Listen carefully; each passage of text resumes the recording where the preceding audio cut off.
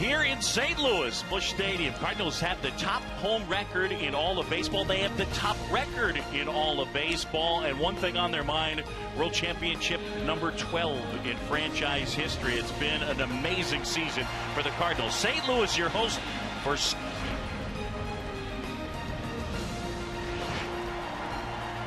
Our matchup tonight in the Central Division, you have the St. Louis Cardinals playing host to the Pittsburgh Pirates. This has developed into a very good rivalry between these two teams. All right, let's check out the standings in the National League Central. A time ago, this was one of the soft divisions in the game. It is now arguably the best division in baseball. The Pirates 6 games back in the loss column, and you see Pittsburgh and Chicago occupying the top 2 spots for the wild card race. Hi, folks. Welcome to Sunday Night Baseball. John Shambi, Jessica Mendoza. We close in on the playoffs, so Aaron Boone has his playoff beard working, looking very sharp. All right, for the St. Louis Cardinals this season, the storyline has been run prevention. Aaron, when you look at this team, we haven't seen a pitching staff top to bottom put together a run like this in pretty much 30 years. Historically great is what comes to mind. And we think all the time about the Cardinal way and all the guys that step in. But let's not get it twisted. The reason this team is well on its way to winning over 100 games this year is because of this great pitching staff. 1 through 5 in the rotation. We'll see John Lackey tonight. They're all interchangeable, and Trevor Rosenthal has gone to another level to anchor what's been a great back end of the bullpen. The pitching is why this team is so great. John Lackey, at 36 years old, makes the start tonight. Cardinals have allowed 1 run or less 43 different times. They're 41-2 over that stretch. Meanwhile, the Cards will have their hands full against a Pittsburgh team that they are 8-7 against. For more on this matchup, downstairs, Buster Olney with Neil Walker. Neil, you guys have one of the most intense rivalries in all of baseball going with the St. Louis Cardinals. But they've had their way with you here in St. Louis. What's got to change? Well, we got to take advantage of more opportunities, be better in situations where we can kind of force the issue or score runs. We have the opportunity, turn the double plays. We have the chance to, and really just take advantage, like I said, of more opportunities. So, we know that they're good here at home. We know we're good at home. Most teams are, for that matter. But yeah, we have to do a good job early, middle, and late, especially when we come here to play. Since Garrett Cole's gotten to the big leagues, in your eyes, how has he gotten better? Well, he's a student of the game. I mean, he learns, he picks guys' brains, but I think the biggest thing he's learned is how to utilize his arsenal of pitches better than he did a couple years ago. And obviously, we know he has an electric fastball and a good slider, and he does a great job of pounding strike one. But when he has the opportunity now, he's doing a good job of putting guys away. And I think that was something that was tough for him early on in the going, but he's done a great job of it this year. Neil, thanks. Move back to you. All right, Buster, thanks very much. Garrett Cole, first overall pick in the 2011 draft, an all-star this year. Some news, though, as we observed Garrett Cole warming up in the bullpen. Now watch him. He throws this pitch, receives the baseball back, and then he goes to bend over, grabs the back of his left leg. Does a little bit of stretching, obviously something that we will monitor tonight as Garrett Cole makes the start for the pitch. So obviously that left leg, something we'll focus on. But Jessica Mendoza, one of the other things for a guy who's about to turn 25, managing the emotions is certainly a factor for him here this evening. Boog, that's probably been one of his biggest strengths, the fact that he is emotional. He's competitive. He's intense. You love that about him, but it's also been a weakness for him in the past. And during this offseason, that became a point of emphasis, is for him to mature within that emotion. And this season, you've seen him be more self-aware. You might see him tonight take moments where he steps off the mound, collects his emotion, so it doesn't take him into that next inning or next at bat. And I think tonight's going to be a big challenge because it's a rubber match here in St. Louis against the Cardinals. Indeed, a chance for Garrett Cole and the Pirates to make a statement, really their last opportunity to make that run at the division title. This series got off to a good start on Friday as the offense came alive. A 9-3 win for the Pirates, but yesterday it was all about Jaime Garcia as he ended up with 7 shutout innings. Pirate defense helped out, and then Matt Carpenter, home run number 21. Cardinal pitching, though, here tonight, they go with the veteran, John Lackey on the mound. It's the Cardinals and the Pirates coming your way.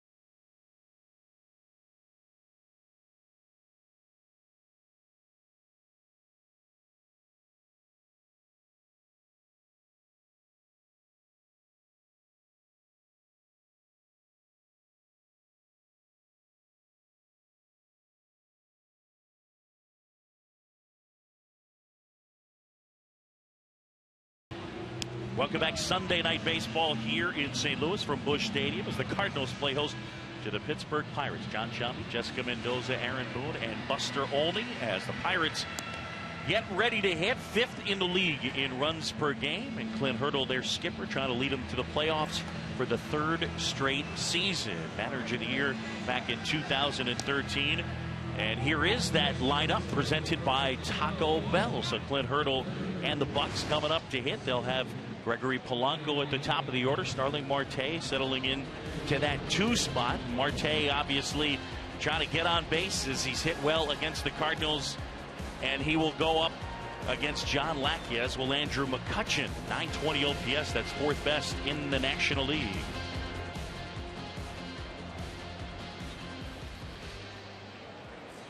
So here is Gregory Polanco, the 23-year-old rookie. Actually, 2nd-year player. And Lackey ready to work. And Polanco, first pitch swinging, drives it to center. That's John Jay. And he pulls it down. 1 pitch and 1 out. Aaron Boone, John Lackey, a guy we've seen for a long time. He's having a great year. Yeah, 36 years of age and what's been a really good career. Perhaps one of his best years as a major leaguer.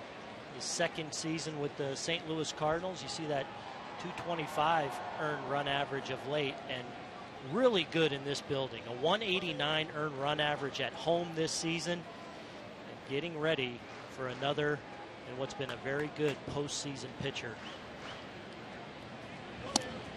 Marte shows bunt, takes a strike.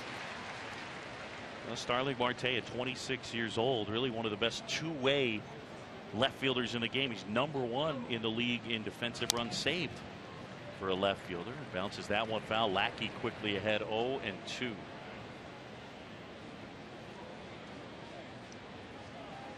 John Lackey, for as good as his numbers are, last 15 even better, 225, and he's going to have to deal with that guy next.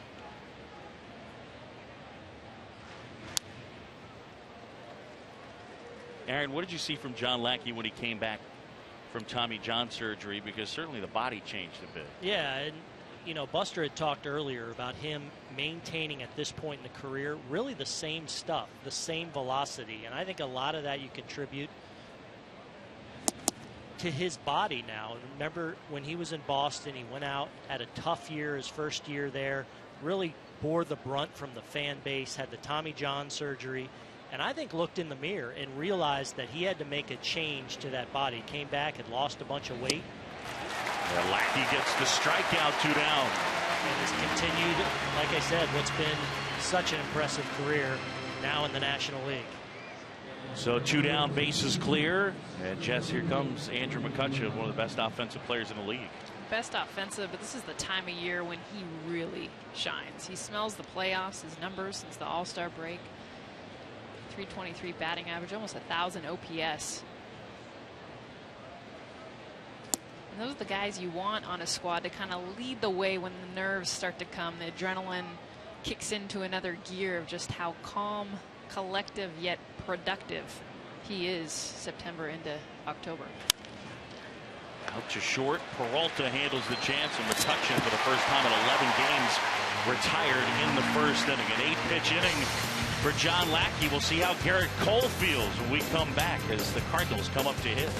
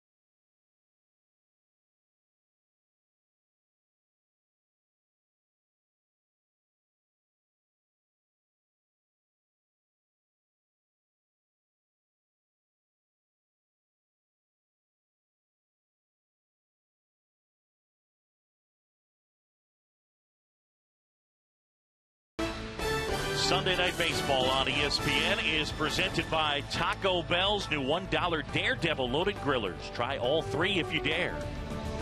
And in part by Xerox, the company that simplifies the way work gets done. And the National Highway Traffic Safety Administration. No scores. The Cardinals come up to hit here in the bottom of the first. Matt Carpenter will start it off against Garrett Cole, the Pirates right-hander on the mound. And Jess, you look at his starts of late, especially his last start, not quite as good as we're used to seeing. Well, I think it's the key for him is the first time through the lineup not being as predictable. He's got a great fastball. It's something he plays off of, but bringing in the slider and the curveball and bringing in those arsenal of pitches that Neil Walker told Buster pregame. Yeah, in fact, the first 10 pitches against the Milwaukee Brewers in his last start, they just went to town early and often and really roughed him up in the first inning.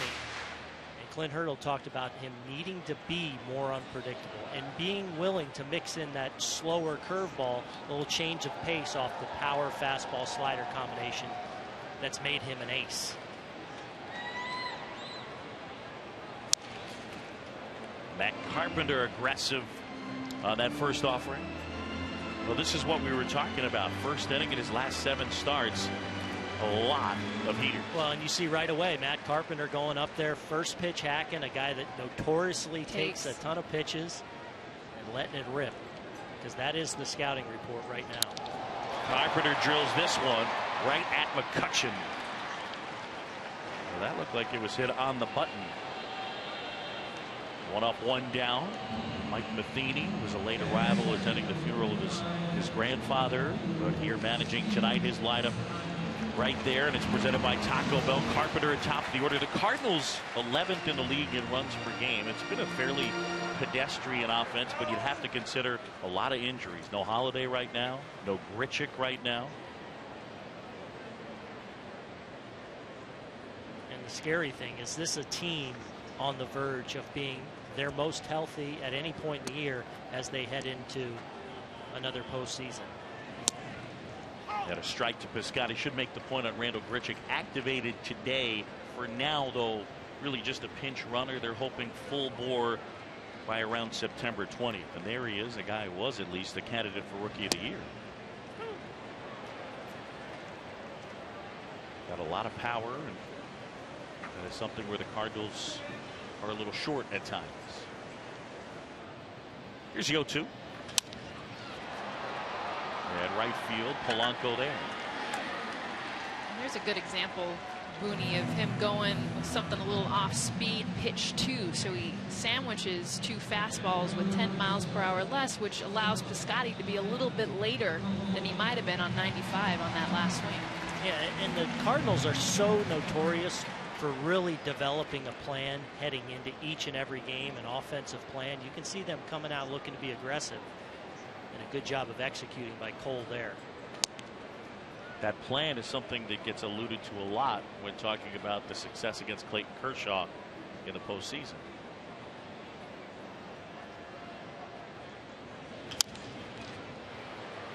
Ball to strike now to the shortstop, Johnny Peralta. Just getting started here on Sunday Night Baseball. John Shelby, Jessica Mendoza, Aaron Boone, Buster Olney from Busch Stadium in St. Louis. These teams have met 15 times. Cards have won 8 of them. There's been a lot of drama, though. A lot of drama always in the National League Central. This is a division that there's not a lot of love lost between these clubs, and certainly the Pirates and the Cardinals right now, 2 of those teams. Cole was talking yesterday about, and a grin on his face, saying it's fun, but it's frustrating, and kind of the mix of emotions that such an intense rivalry can bring. You love it as an athlete, but at the same time, it can be frustrating in the grind. We talked with him too about sort of the nature of the Cardinals, and I mentioned to him that Joey Votto has a running dialogue with catcher Yadier Molina, and he looked surprised. He said, those guys don't talk to anybody. Here's a 3-2 to Peralta. Got a good eye there, and a 2-out walk, so the inning extended. Hey guys, something to keep an eye on tonight is the relationship of batter. Garrett Cole, Francisco Cervelli.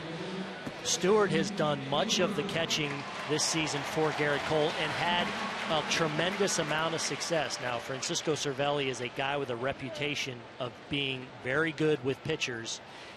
And Clint Hurdle feels like it's just a matter of Stewart and Cole got on a good run there for a while, but made it clear that in the postseason, Cervelli will be the guy handling Garrett Cole. So you look at catcher ERA by Stewart and Cervelli, and there's a pretty strong difference. Now, Cervelli starting tonight. It's the 5th time in Cole's last 6 starts, but that's a big distinction right there. 432 to 211. But Clint Hurdle was very matter of fact. We get into the 1-game playoff, we need this guy. Cervelli's bat in the lineup. Yeah, and I think if Cervelli didn't have the defensive reputation that he's developed and the relationship with pitchers that he's developed, that kind of reputation going back to the Yankees, then maybe it would be more of an issue. But I don't think anyone takes issue with knowing that they've got a real good one behind the plate as well as that offense he provides. Statistically an elite pitch framer. They got him from the Yankees in the offseason in the trade for Justin Wilson. And remember, that was the main reason why they got their hands on Russell Martin in the first place, who eventually left for free agency. 3-1 down to Jason Hayward.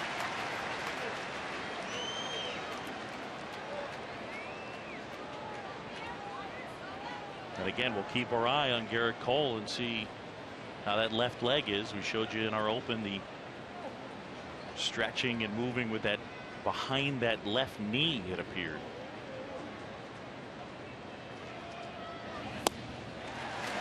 And now he's walked back-to-back guys.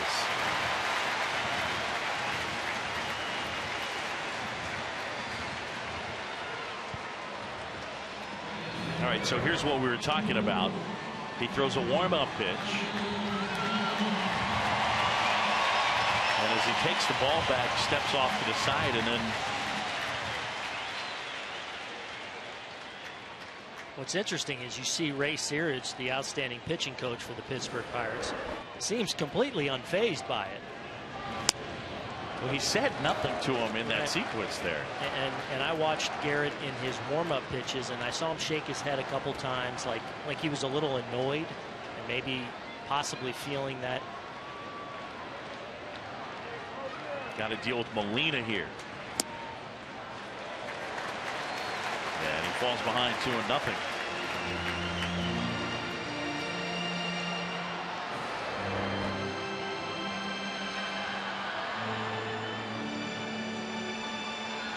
So it's that front leg, the land leg.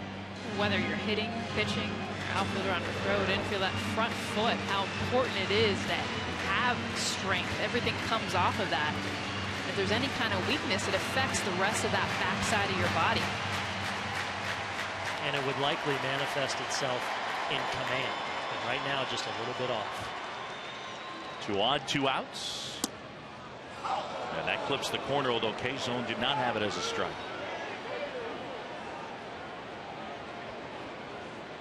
He's thrown 19 pitches, 10 of them outside the strike zone so far for Garrett Cole.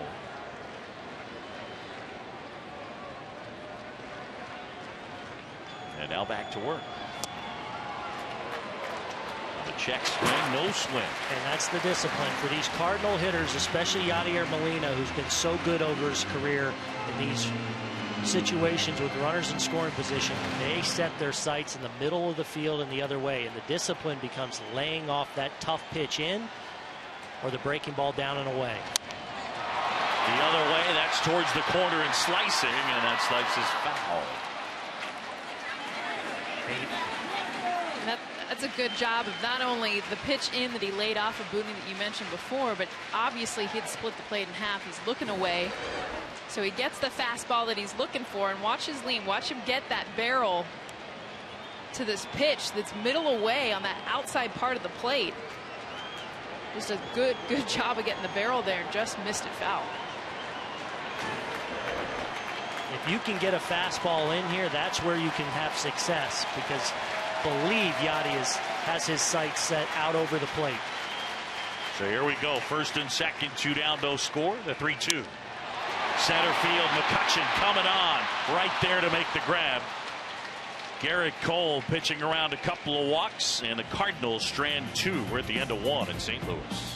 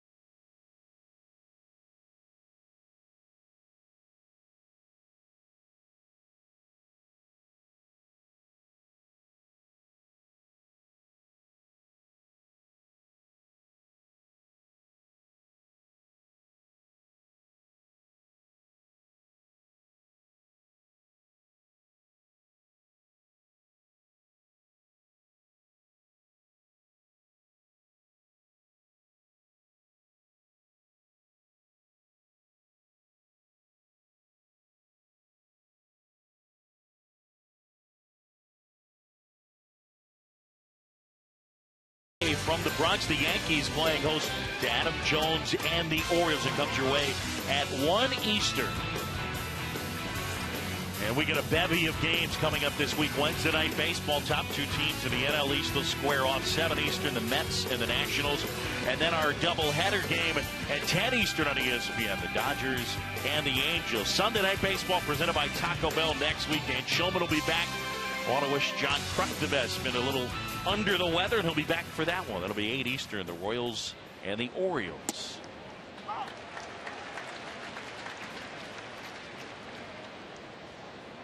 As we go to the second, and 0-1 to Aramis Ramirez.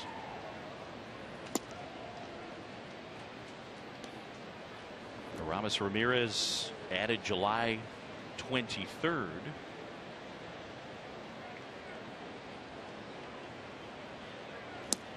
Starts at third base tonight. Jung Ho Gung getting the night off. Yeah, and now the Pirates, they've gotten healthy as a group too. So it's a very deep roster right now and a lot of options and matchup considerations for Clint Hurdle on a nightly basis. We see Josh Harrison there getting a night off. But the daily now, what goes into the lineup for the Pirates? Are you know, run prevention? Are we playing more of a defensive matchup? Or do we want the offensive matchups? But he's got really good options and a really good bench to make some moves late in the ball game as well. I think the only weakness that can create sometimes is just defensively, and you know this better than anyone, Booney, is that comfort level of the guy next to you, like how that can change from time to time. And you saw last night with the error, Harrison to Morse. That's Juan going up the middle, but Ramirez safe at first.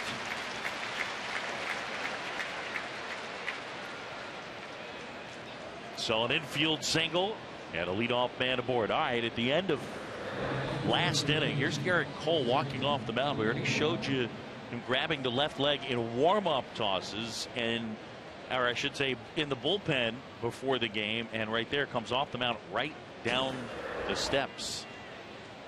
Now he's back. He's got the towel around the arm. So it would lead you to believe And no one to this point getting even moving around in the Pirate bullpen. So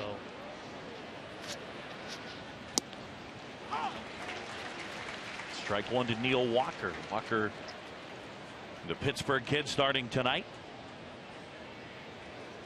And another guy that's getting some more days off. A much better hitter, certainly for power from the left hand side of the plate. So now, especially against some lefties, getting more days off.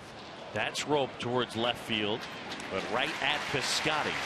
Walker hits it hard. There's one away with a man at first.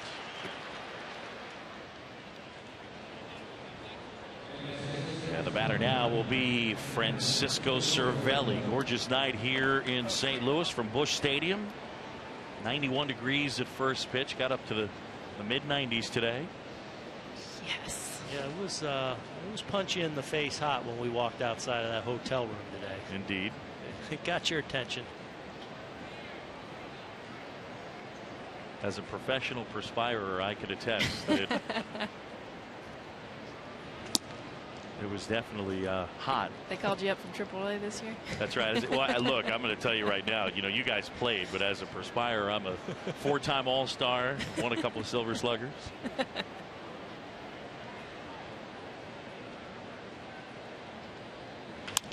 Cervelli, this is out to short. There's one, and there's two. Little room service double play right there. No score, middle of the second.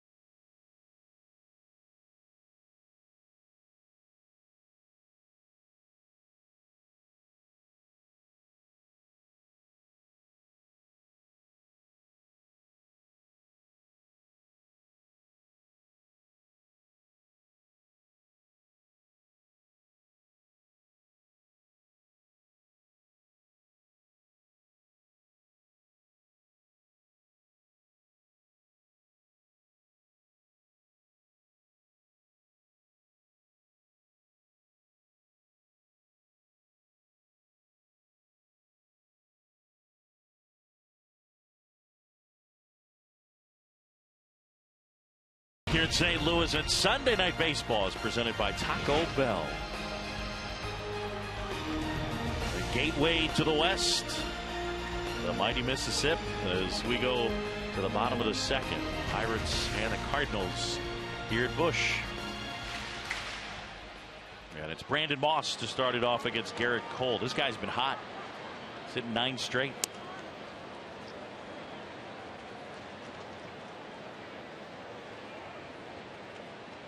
Moss, an all-star last year. And then in the offseason moved to the Indians. Hammers it. And that one in the air right field. Didn't quite get it onto the track. And Polanco tracks it down. Just missed that one. So 1 up, 1 down. All right, so what about predictability as it relates to Garrett Cole? Garrett Cole's going to go with what he's comfortable with, and it's the fastball. First 5 hitters faced the Cardinals, and even the 6th, including that last one. This is the first inning. Consecutive fastballs. 4 of the 5 were strikes. 3 of the hitters were sitting it. Only one not to swing at first pitch fastball strike was Piscotty. But even this inning now, we've seen both batters face going with that fastball. So this is something, how do you not, first time through at least, think about looking for that fastball? Yeah, I mean, the pattern has not changed at all for Garrett Cole so far tonight. Almost hit Wong right there, 2-0. Aaron Boone, we were talking with Clint Hurdle pregame about utilizing that curveball. You already mentioned it once, but Clint Hurdle talked about concern that he's one of those guys, Garrett Cole, that would stay in that 87 to 97 range the entire time. Yeah, and talking as an ex-hitter and an ex-hitting coach, just wanting something maybe to make that swing 15 miles an hour, and especially when you're a guy that throws as hard as Garrett Cole, just another look. Maybe it's that flip it, get it in there curveball that we see so much in Major League Baseball, just to get him off that outstanding power combo that really has made him an ace. I like this last pitch that he comes in with. 83 miles per hour, and you think that's a 14-mile-per-hour difference from the hardest stuff he's thrown. They had the shift, John, and Mercer stepped to his right. Well, let's take a look at, Jess highlighted the first pitches. This is the second pitches from that inning, and Matt Carpenter swinging all the way on the second. The one slider in that first inning that he threw second pitch, but then it was right back to that fastball. So the combination the first inning, very similar. Perhaps the second pitch slider to Moss when he flew out, maybe that little movement got the ball off the barrel just enough to keep that ball in the ballpark. But that little curveball he flipped in to Colton Wong, you know, if nothing else, it's a seed, and it just gives them something to consider as opposed to just getting ready for all hard. You wonder, guys, if he'll eventually make the same progression that Max Scherzer did when he was with the Tigers a few years ago. He started using a curveball to get ahead the way you talked about, Booney, and he really feels like that was a difference maker. Those numbers that we just showed you indicate that really since the start of August, it's been an issue early in the count. Guys are hunting pitches and being really aggressive early. Yeah, as I'm telling you, this is obviously not a guy you want to be behind in the count, and certainly with 2 strikes. But the curveball that we're talking about, that get me in there curveball, that's not something that a hitter is almost ever going to offer at. Got right in on Jay's thumbs, and a good 1-2-3 inning for Garrett Cole. We'll head to the 3rd in St. Louis.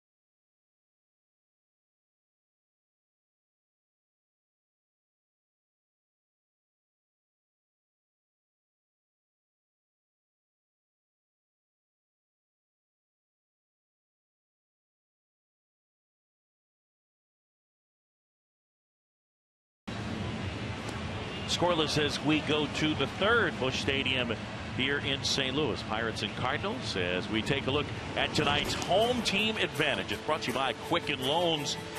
Well, they lowered the mound from 15 inches to 10 inches in 1969, and here are the lowest team ERAs. Pirates, Dodgers, Astros, the A's, and the Orioles. And it ties into what the Cardinals are doing this year. The 2015 Cardinals, their 2.71 ERA would be lowest since 1981. But consider that was a strike-shortened year, 110 games that year. It would, in fact, be the lowest since 1968, the year before they lowered the mound. And, of course, that was the year of Bob Gibson and his 1.12 ERA. And there he is, old number 45 out there, honored on the outfield fence. And they're doing all this without him, Adam Wainwright. It's remarkable. It really is. And there's Michael Wacha, one of their fine young pitchers. And of course, the constant is Yadier Molina behind home plate, that I think is the best in the business at game planning, calling a game, and working a pitcher through a ball game. And he's been masterful with the 5 guys that have regularly gone out there so far this year for the Cardinals, all aces in their own right. This is Pedro Alvarez to hit. I mean, consider just for a second, they played 135 games this year. They've allowed 2 or less in 71 of them. Right. That's absurd. Right. That's why I say you can talk all you want about the contributions they've got from guys that have come up, and Randall Grichuk and Piscotty, who have been great and really come into their own, but they're pitching at a ridiculous clip. And it's not even just their starters, as you see that last slider get Alvarez, but it's the bullpen. I mean, I know as a player, once you get a starter out of the game, usually you're like, all right, here we go. Yeah. Here's when our offense kicks in. They have a sub-3 ERA with the bullpen. And I think that, to me, is what puts the exclamation point and finishes games. It's not just them and the starters, but it's the middle and the end. Guys, they're 21st out of 30 teams in runs coming into this game. Yeah, they don't need very much. I mean, that's kind of the point. So with that pitching, even when they don't score very much, they got a really good chance to win.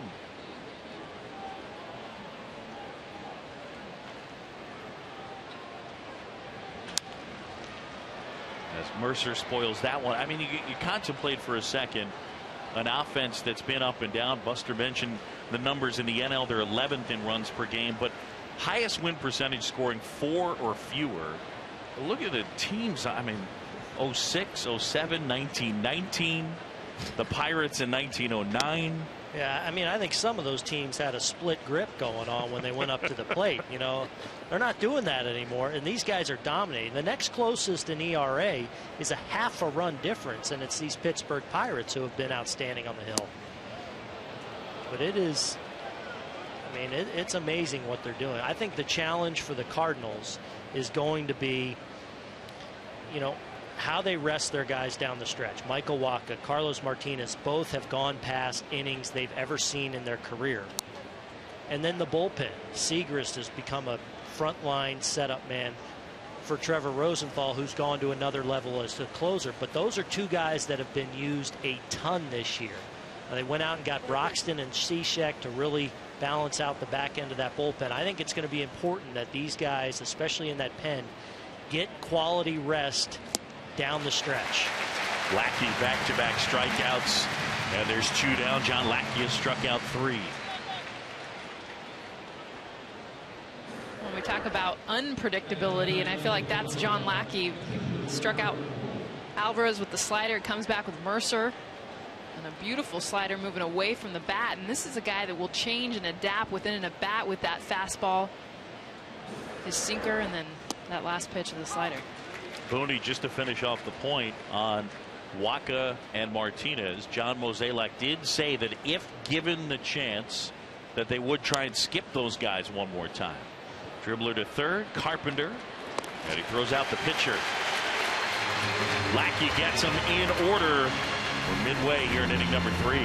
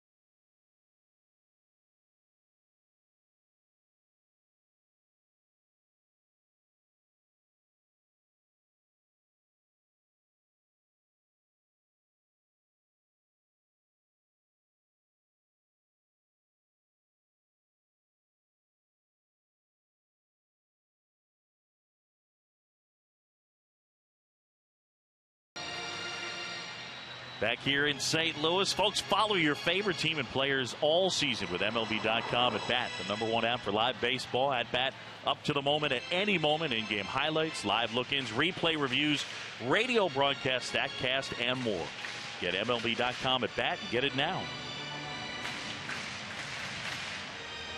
Another full house here at Busch. 9-1-2, Lackey, Carpenter, Piscotty against Garrett Cole. What have you seen so far from Garrett Cole? Last inning got him in order. I liked him bringing him the curveball. I mean, he showed it to Colton Wong. Good setup pitch with his fastball, and then again to John Jay, and I think that was huge in getting the out. It was 83 miles per hour, and even though he threw it in the dirt, Booney, he comes back 95 inside, and that just slows the bat down for a lot of these hitters when you can have that 12-mile-per-hour range. Yeah, just to get you off a little bit as a hitter from thinking all power stuff, whether it be that slider or that fastball. Another thought in these very instinctive and intelligent Cardinal hitters.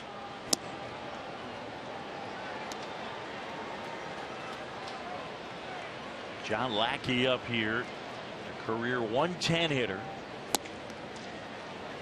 He's at 118 on the season. And Cole falling behind him 2-0.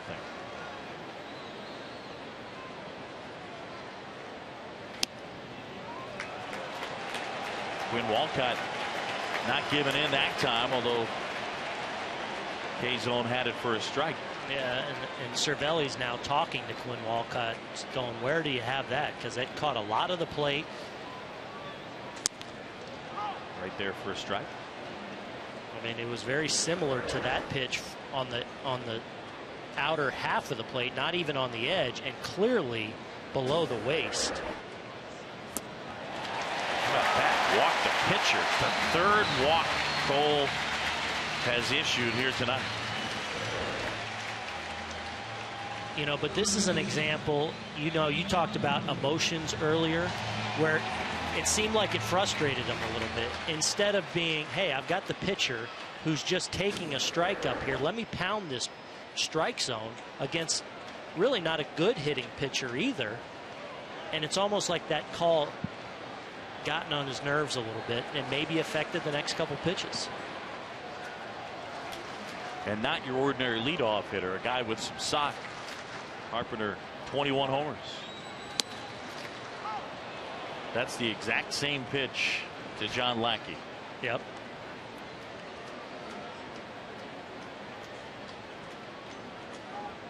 Matt, who lined to center his first time.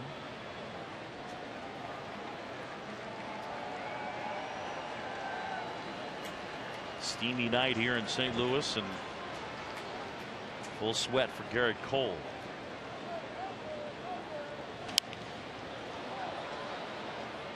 .97 with that fastball. Carpenter a little bit late. I think that's some of that fire, the positive end of the emotion. He recognizes he walked the leadoff. He's not happy. Adds a couple miles per hour on the fastball. He throws to Carp. And you saw him step off, and you talked about that, about him being able to kind of self-talk and get himself locked back in. 2 quality pitches. Ahead 0-2. And now with Carpenter, here's where typically you'd start trying to get chases out of the strike zone, but with Carpenter, because his eye is so good, it's got to be a little more fine. So it's definitely, if you're going to go breaking ball, something you've got to start in the strike zone if you're going to have a chance to get him to chase a ball. Yeah, Matt Carpenter very selective, 4th in the majors in pitches per plate appearance. There's that good breaking ball, the outside edge.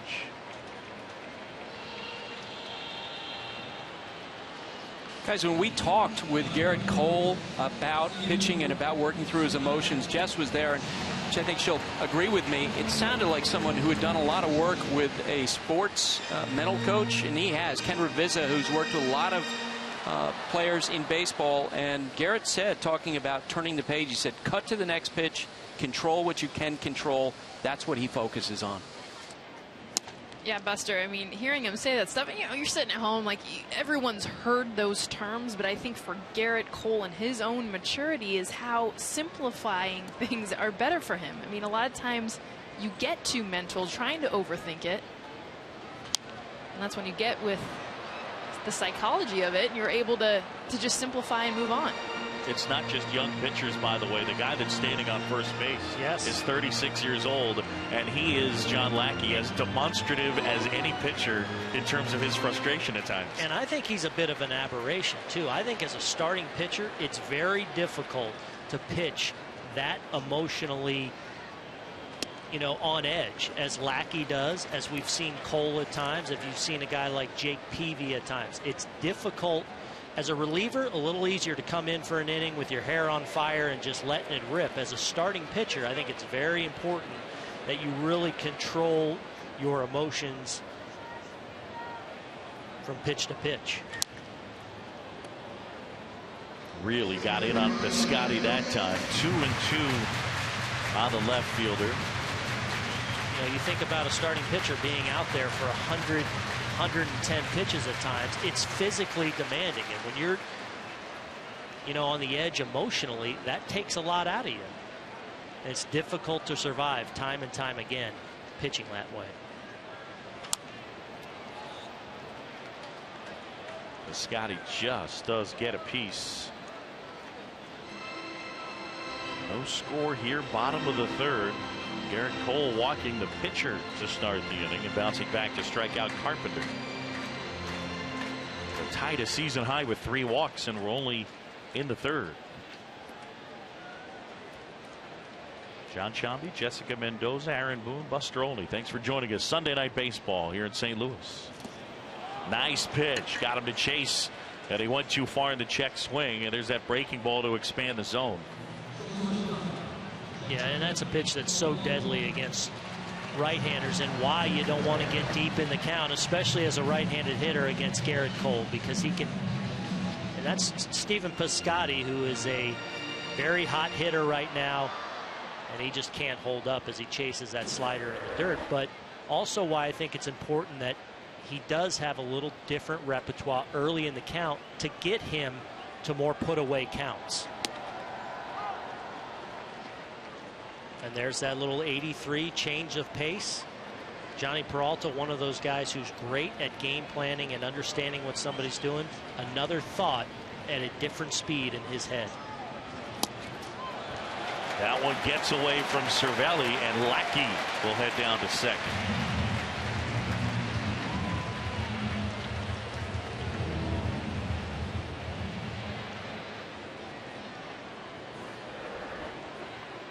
Missed the spot badly that time. He's had a hard time getting that ball into righties. We saw him try to do it against Yadier. Missed a couple times. They're not close to the inside part of the plate. So the wild pitch, and that's roped, caught out of the air. Jordy Mercer spears the liner. Peralta hit that hard, but Garrett Cole with some good defense from his shortstop. Still scoreless as we go to the fourth. Jordy Mercer, he's in the game to do just that, play good defense.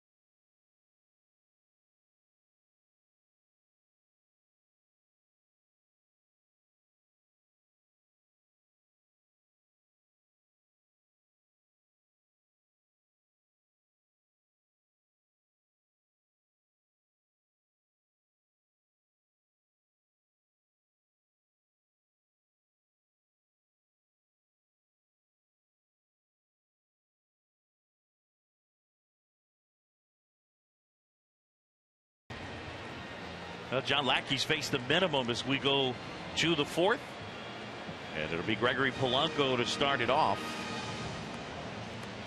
Fly to center his first time. Lackey has thrown just 29 pitches so far tonight, as he makes his 28th start of the year. Here he is at 36 years old, and he's got a chance to put up the best ERA of his career. He's at 2.87 into tonight. In 07, a 3.01 ERA with the Angels was his previous best mark.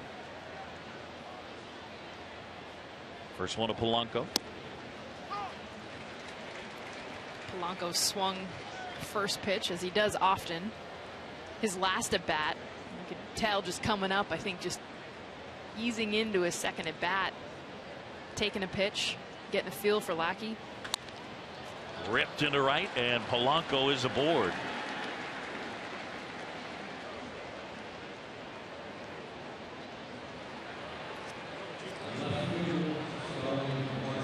What I like about Polanco's swing and his ability to be able to adjust to off speed, you're going to see right here just him keep those hands back. So even though his front side starts to go, you just see his hands stay back long enough. 78 miles per hour. He's able to still get barrel a little bit off the end, drive it into right.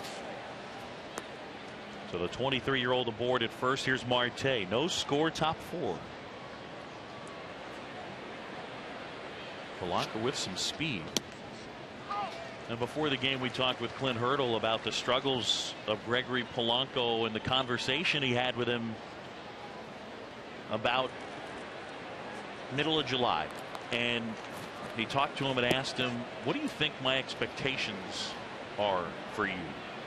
And he also asked him, are you worried about getting sent down? A fascinating story that he retold.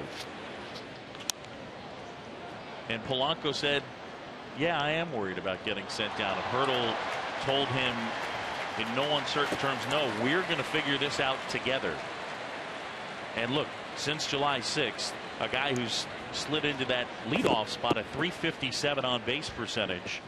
And you're talking about the ability to get on base at the top of the order is really being crucial. But Clint Hurdle's connected with this young guy.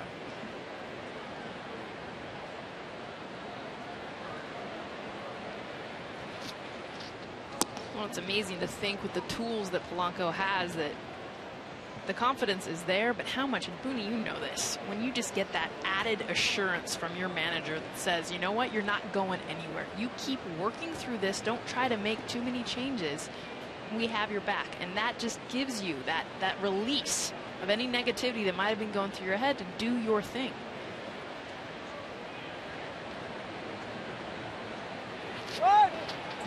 On the move, Marte pushes it foul. It's one of the reasons that I think Clint Hurdle has developed an outstanding reputation as a manager, because he's become an outstanding motivator and he connects with his players, and he understands that in Gregory Polanco, he's got a potential impact player, and this has now become a very good offense, and in part because of how good he's been at getting on base at the top.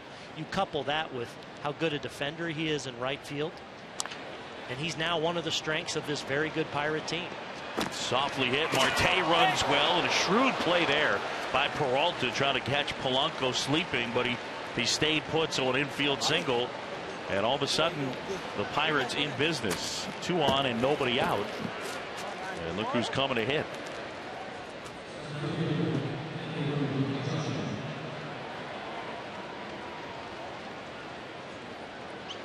So a golden opportunity for the Pirates, who are 5th in the league in runs per game. Here's another look at it. Kicked off the side of the mound. I'm sorry. Peralta does all he can. I mean, he bare hands it. He tries to Marte with his speed, but I like that he's heads up, thinking if I can do anything right now, let me throw to second. Aggressive Polanco normally might have taken a lead. And watch right here how the Cardinals defend Andrew McCutchen. They're going to shade him up the middle regardless. So because you've got speed on the bases, Colton Wong's starting out almost on the second base bag, almost like a first baseman. You keep that guy close, you keep a better chance at a double play, knowing he doesn't have to move far to get back to his position where he wants to shade McCutchen anyway. You look at the Pirates, they got off to a bit of a slow start. Began 18 of 22, and it really mirrors Andrew McCutchen and his slow start. Polanco at second, Marte at first, so very good speed on the bases. Pittsburgh trying to strike first against John Lackey.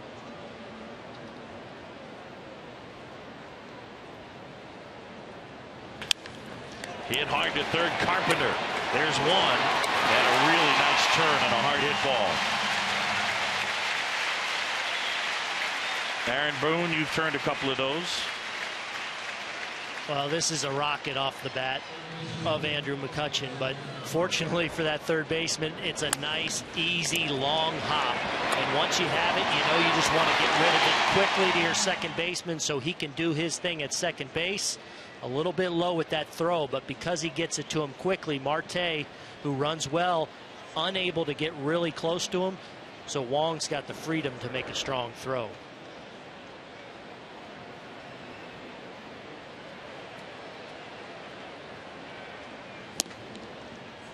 And ball one to Aramis Ramirez, who singled his first time.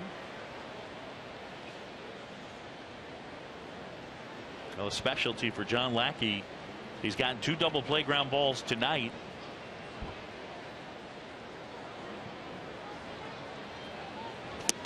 And when you get down to it, the pitching philosophy for both these teams very similar. They both believe in that 2-seam fastball. They both want pitches in the lower third of the zone to get ground balls.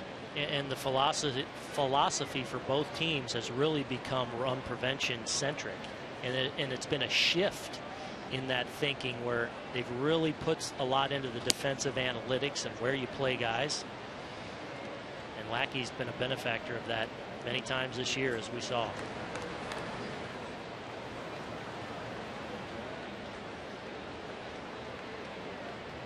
Two and one with 2 outs. As Lackey tries to finish off the veteran Aramis Ramirez, 37 years old, and hitting with Polanco at third. Got him to expand the zone there. And that's, I feel like I've seen Lackey do that right there more often than at any time in his career. We'll see him run it up, typically 91. This is 93, and it almost looks like it has some cutting or run action on it. That ball's probably starts what looks like a strike on the outer half and just whips off the plate away. Ramirez, he knows, looking for a fastball away in that spot, gets him to expand because of the movement.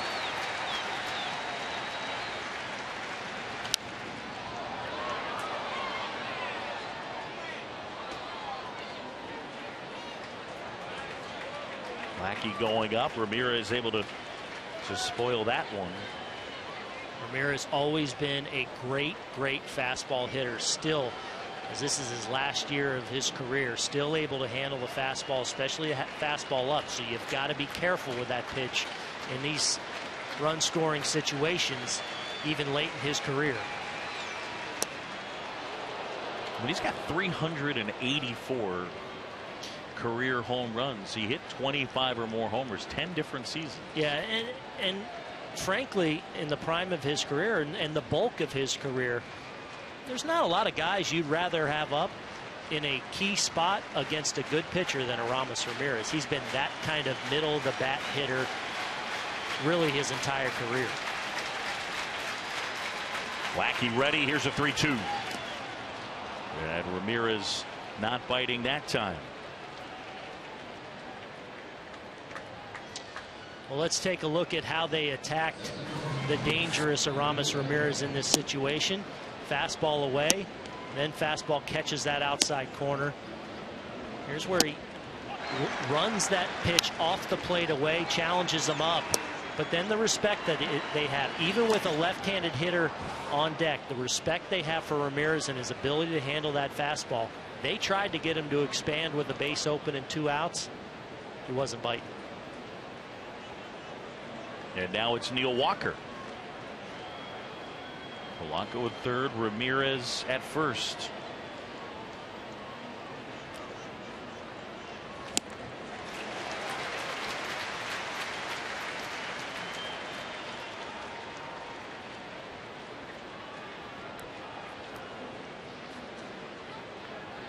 Walker, a guy who, if he's going to get a day off more often than not, it'll be against the lefty. We touched on the idea that Clint Hurdle likes to mix and match with his lineup. Well, he's now got the options to do that, and because of that, in yesterday's ball game, for example, now all of a sudden he's got a really strong bench, and they mounted a comeback rally against Trevor Rosenthal, almost climbed back into the game, but he's got a deep bench each and every night. As we look at Gung there and Sean Rodriguez, Josh Harrison, all guys available late in the game should the right matchup present itself. Yeah, likes to try and set up the platoon advantage where he can. Meaning a left-handed hitter against a right-handed pitcher or vice versa. This will be the 20th pitch of the inning from John Lackey. And that one is going to produce a run as he dunks it into right. In to score is Polanco. Neil Walker RBI single, and the Pirates on top. It's 1-0.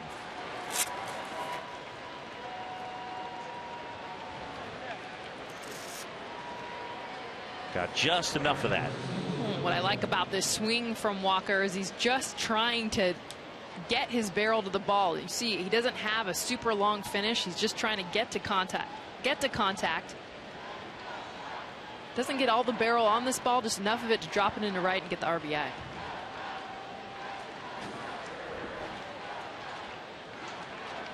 So the Pirates on top. Here's Cervelli.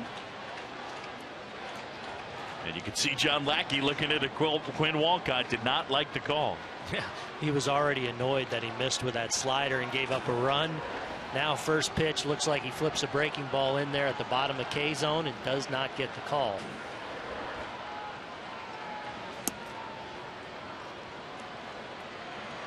Keep an eye over here for me. That's Ryan Blakeney down there at first. And this is where Lackey lives. I mean, this is his sinker that he gets that nice late break. The first pitch, slider, the second pitch.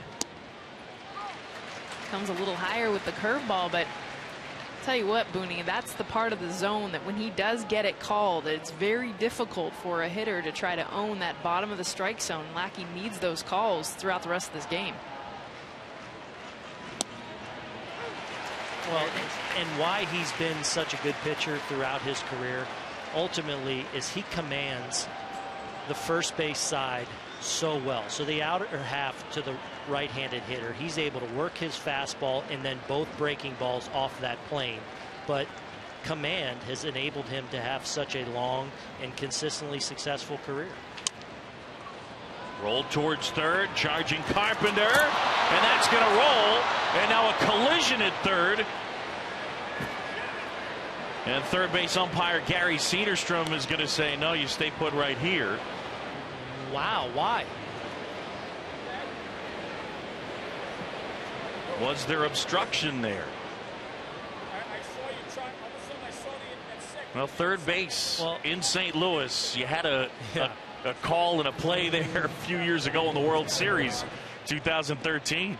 Yeah. Well, first off, there's going to be no play for Matt Carpenter, but not sure why he lets it go. Maybe thinking possibly it could have gone foul, but there's enough velocity on that ball that he knows it could have been a problem. I'm not sure why that.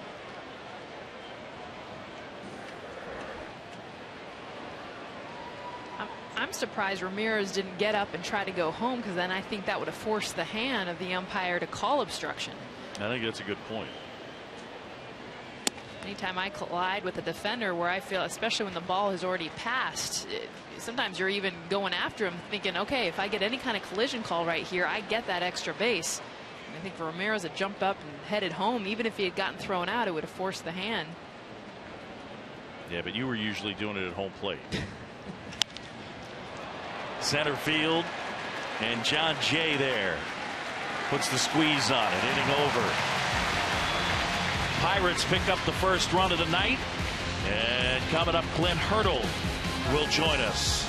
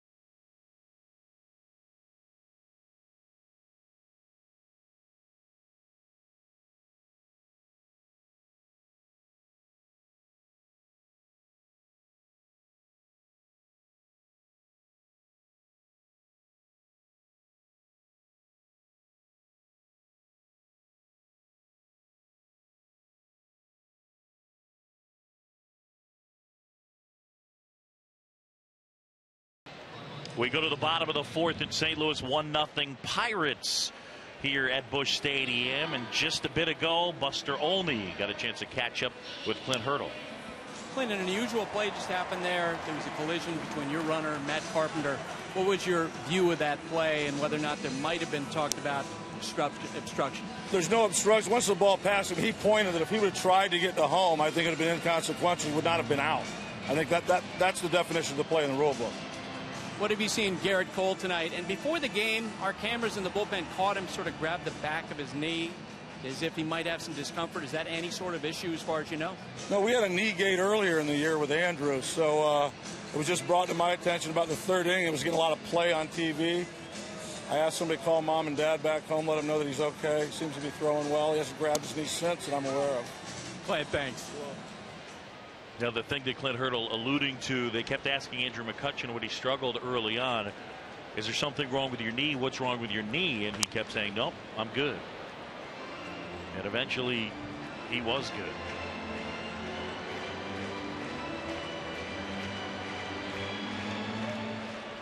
Jason Hayward up here walked his first time.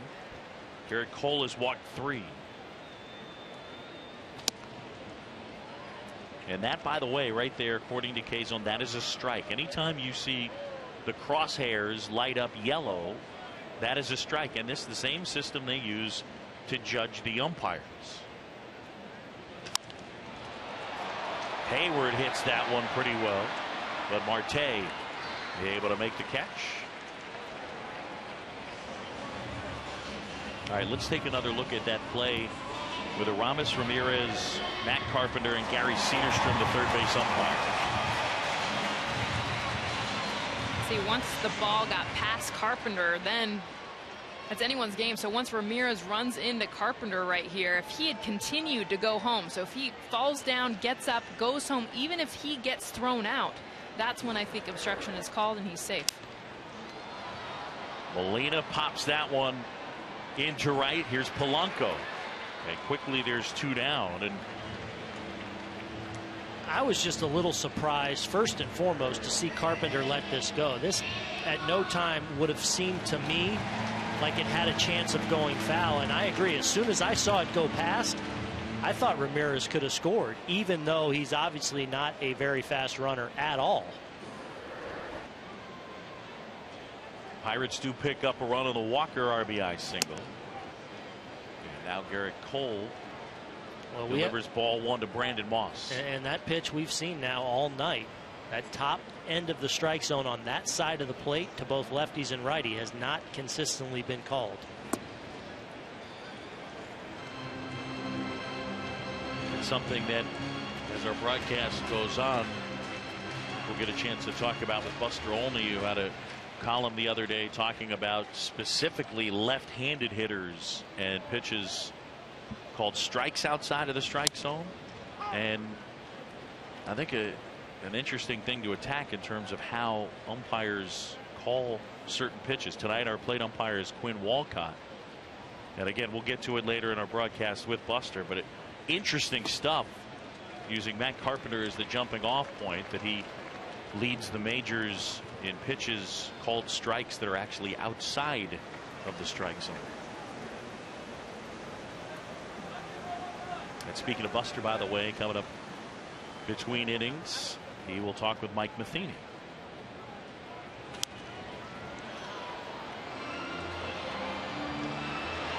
There's a look at that fastball on a 3-1 count. We saw him just miss the slider earlier in his first at bat, but a curveball in this at bat at 83 miles an hour, showing it enough to perhaps get him off his fastball just enough.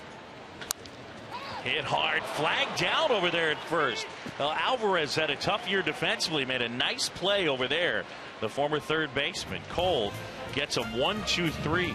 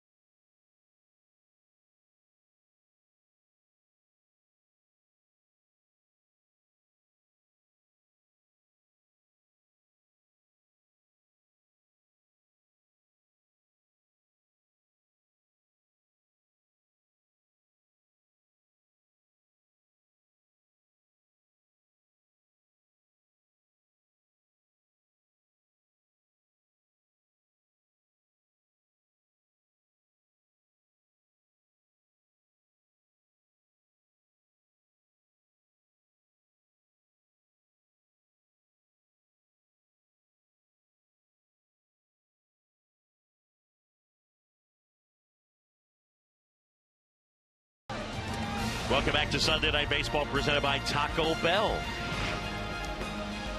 And here from Busch Stadium in St. Louis, the Cardinals trailing the Pirates. It is 1-0. In between innings, Buster Olney talked to the skipper of the Redbirds, Mike Matheny. Mike, how do you feel about your hitter's approach so far against Garrett Cole? I see some good approaches. We have a couple balls hit hard, like the one that just ended the last inning, but can't find the holes right now. So they just got to stick with the same approach. They're looking for balls they can drive, getting into some good counts. Had a couple free bases on the walks. Got to continue to try and put some pressure on them and get some traffic on the base. What are you seeing in John Lackey? John's sharp today. I mean, the slider's been a swing and miss pitch. He's, I think, been very effective with his curveball, and he's had real good control so far. Had a little trouble last inning. Got in a situation with 2 outs. They came up with a big hit. Got it just over the infield. And that's the difference right now, that big hits. Hopefully that's what we're looking for also. Mike, thanks. That big hit courtesy of Neil Walker, the RBI single, as Jordy Mercer takes inside to even the count. Mercer, a guy back healthy, who missed 30 games due to a knee injury. It was Carlos Gomez sliding into him at second base. But he is their best defender on the left side of the infield. And a team that gets a lot of ground balls. And I think you're going to see Clint Hurdle down the stretch really lean on Mercer at short. I think he values that defensive capability at such a premium position, coupled with the fact that he does swing the bat as well. And since he's come back from injury, has been hitting over 300 in those last 10 games there.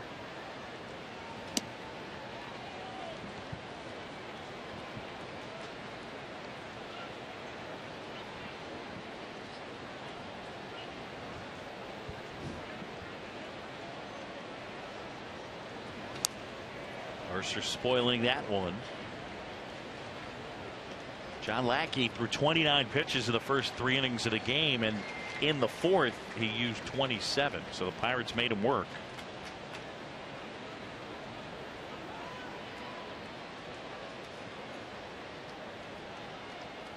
Nobody on, nobody out, top 5.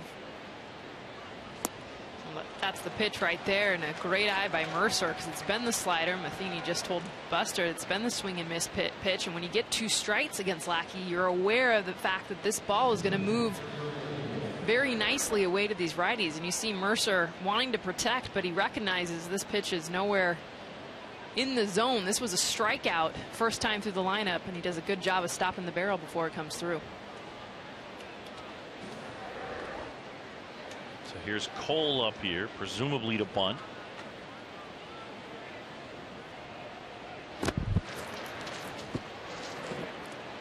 Pirates as a team 3rd in the league in sacrifice bunts.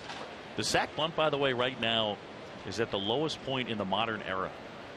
But this is a situation where at third base, Carpenter, you want to be extremely aggressive. Bunted towards first, and this is Moss. And that was an impressive job by Cole to get that. That was up and in towards his head.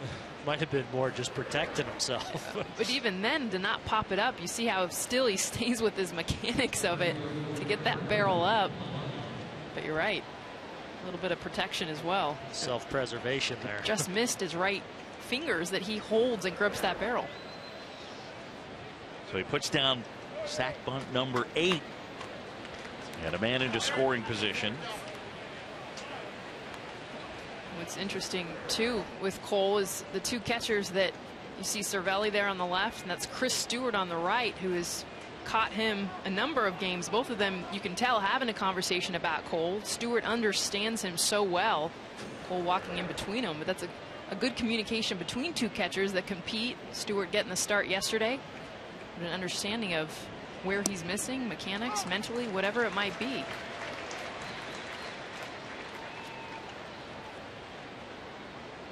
Chris Stewart, like the Aaron Boone body double. I mean, when he was in a Yankee uniform, yeah, and they're rolling highlights, yeah, I think a couple of times you did it. Wait, is that me? The other way, and they have the shift on, then a base hit. And they hold up Mercer. So a modified shift as they were playing. Polanco shaded up the middle, not the full Ted Williams shift, but he made him pay as he puts it through that left side. Well, Jess, we saw him handle the breaking ball where he pulled it his first time up. This time just takes a fastball on the outer half, a little bit elevated in a run scoring situation. Doesn't try and do too much, doesn't overswing, and just powers it through that left side of the infield. You see him real short there, kind of on top of the ball. Almost like when you're playing Pepper Yeah. as a kid. I mean, Yep. I don't think a lot of kids play Pepper anymore, but that's all he was doing there. Just, hey, I know a location I want to hit. Boom. Get my hands there. Done. I've mentioned that to young kids a few times. Yeah, when you go out and play Pepper, it helps with your back control. And they look at me like I'm crazy. Like, you don't play Pepper? They're like, what is that? And that's something we all played, right? Pepper's the best. But that's just a mature approach, and that's what you've seen him do throughout this second half of the season. Eventually, he's going to come into power and I think become a star in this league. But right there in a close ball game, you're in a pennant chase. You're up against a team very good at, obviously, at pitching and understanding that situation there, how they're playing him. He just shoots a fastball to that side.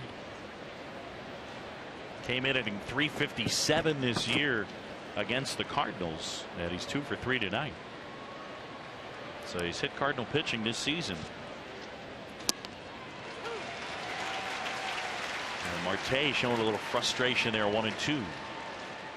A little surprised to see him take. That's usually a strength for Marte, that inside part of the plate. You'll see teams pitch him in, but in off the plate, just to try to get him to expand and then try and get him out of way. That pitch down and in there, usually a ball he does some damage with, but it froze him.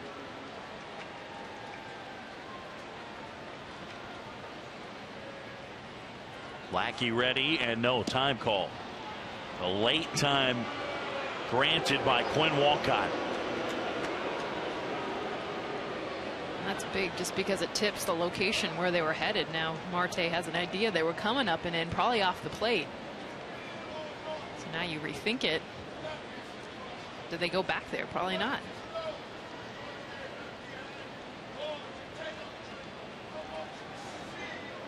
One down, runners at the corners. Where do they go with the count 1-2?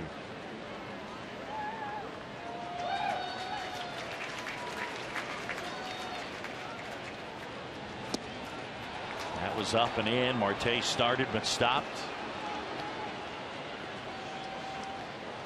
You know, interesting look there. That's the first time we've seen Lackey change his motion a little bit. He kind of almost, in a sense, quick pitched him there. He kind of went to a slide step, and where we occasionally see him drop down with the arm angle, he wanted to go away with it. The ball ran up and in and missed his spot, but kind of a change of pace to the hitter. 2-2. Wong steps on second. And that's the third double play that they have turned in the game. So John Lackey coming in, a guy who generated 22 of them. He's added 3 more. Pirates still lead 1-0.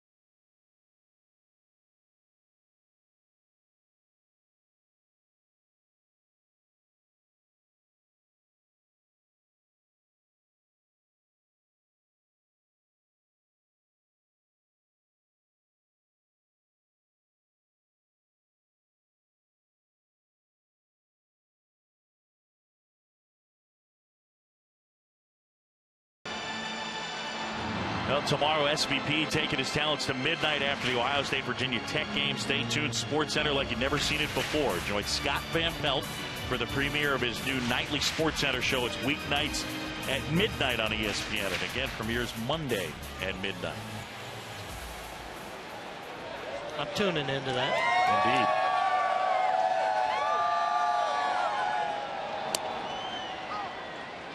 Indeed. There's a strike to Colton Wong.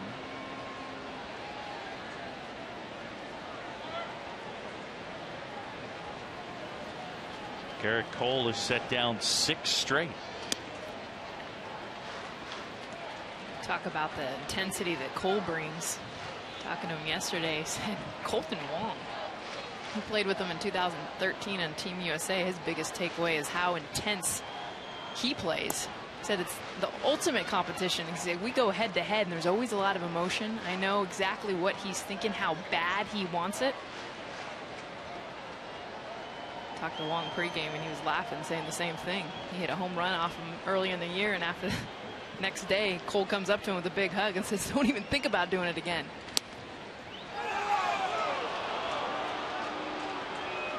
Missed that one. It was off the inside edge. Wong didn't like the call. Take a look. And just off the edge there and that's how strike 1 was to Wong as well. Chased after that. Wong frustrated and has something to say to Quinn Walcott as Garrett Cole picks up his 3rd punch out.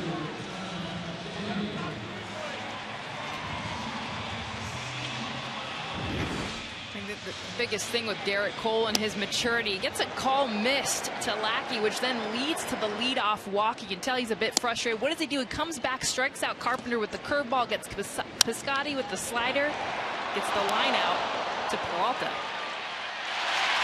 With a little flare into center, and John Jay able to dunk that one in. Boog, that's the first hit by the home team in the last 13 1/3 innings on Sunday Night Baseball.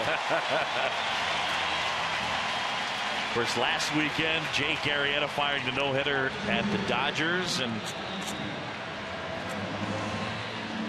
John Jay, his first, for the Cardinals' first knock. Oh, first pitch slider gets in on the hands, and you see Walker get a pretty good read on this ball and pretty good jump just out of the reach. And Jay had ideas of going to second, a big turn, but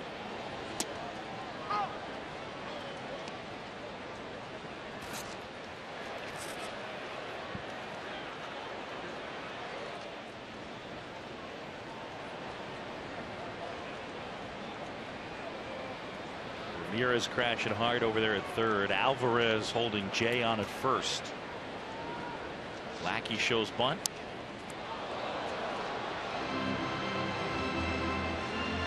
Well, we talked about last week on Sunday Night Baseball. Yeah, this guy.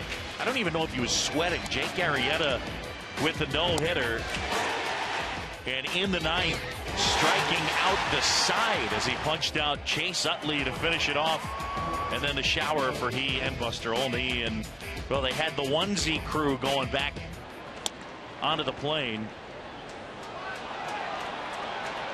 I believe Jake Arrieta was rocking the mustache pajamas, if I remember the pictures correctly. And that's Anthony Rizzo at the front taking that selfie.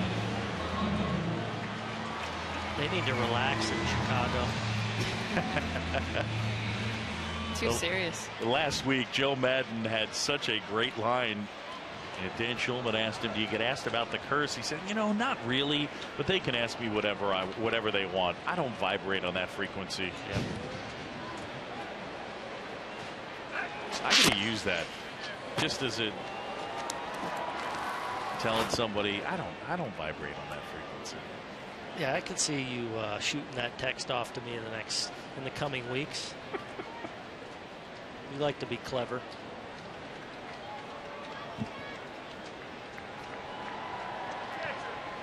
Jay at first with 2 down, only run of the game, a Neil Walker RBI single.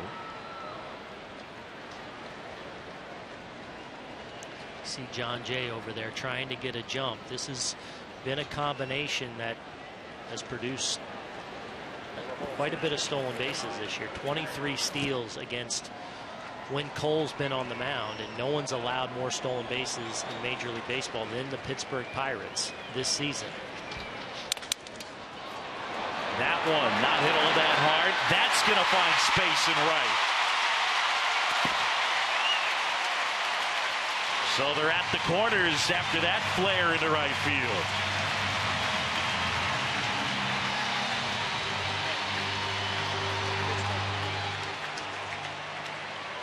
Well, it looked like another breaking ball that he tries to bury in on the hands, down and in. No, it's a fastball just in off the plate, but Carpenter, you see, really track and really pull those hands in. And because he does that so well and is so short, even though that ball gets off the trademark a little bit, it's not far enough down on the barrel to allow Walker to chase that one down. And now the Cardinals with their best opportunity tonight.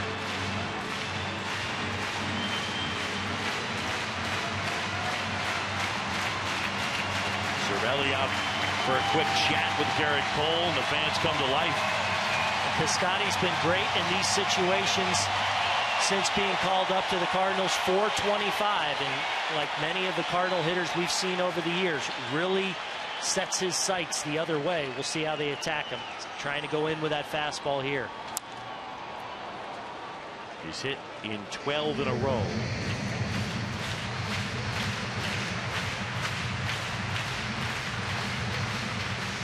Garrett Cole kicking it up a notch. 99 miles per hour that last pitch. He felt the crowd. He knows the situation.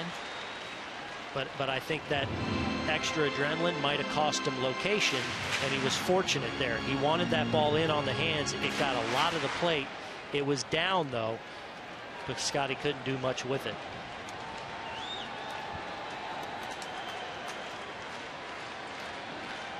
Jay at third, Carpenter at first. 2 down. Towards third, and Ramirez handles the chance, fires a strike to Walker, and Cole gets out of it. Cardinals pick up their first 2 hits of the night, but Garrett Cole keeps it a 1-0 game.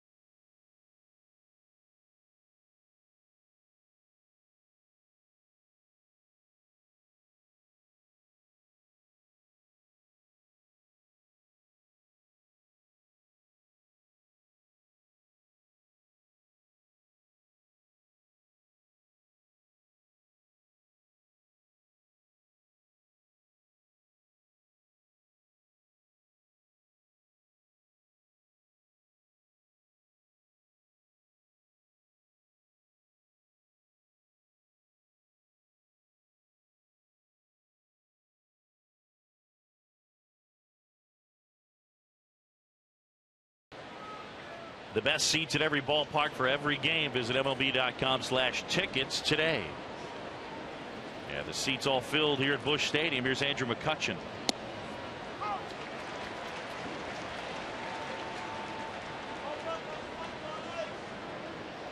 McCutchen 0 for 2.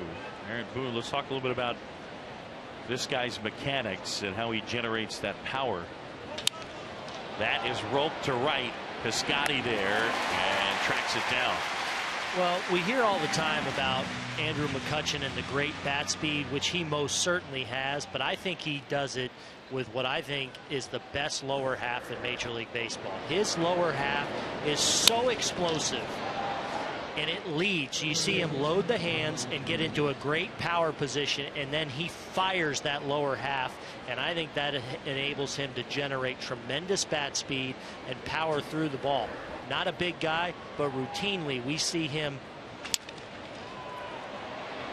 That one softly out to left, and Piscotty got a good jump. Routinely we see him hit balls deep out of here in center field.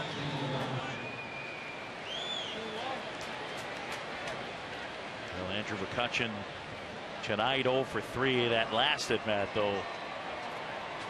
The laser to left that Piscotty was able to. He's barreled up all 3 tonight. Hit that rocket to third for the double play ball his previous bat, and hit a ball sharply to short his first time up. So 0 for 3, but barreling everything up as usual. Well, I think because McCutchen isn't that 6'5" build, you know, he's a guy that does rely on his hands, but you mentioned his lower half and his backside. I mean, I look at his back foot and how it comes off the ground. I mean, he explodes so hard through the ball, just generates so much velocity from that back leg. Take a look at that back foot and watch it come off the ground. That is not something that you see every day from a hitter that gets as much power as he does, but he's driving through the ball. He's using every ounce of that back leg explosion, Booney, that you talk about. Center field, John Jay able to hold that one in. So John Lackey gets him 1, 2, 3 on 6 pitches.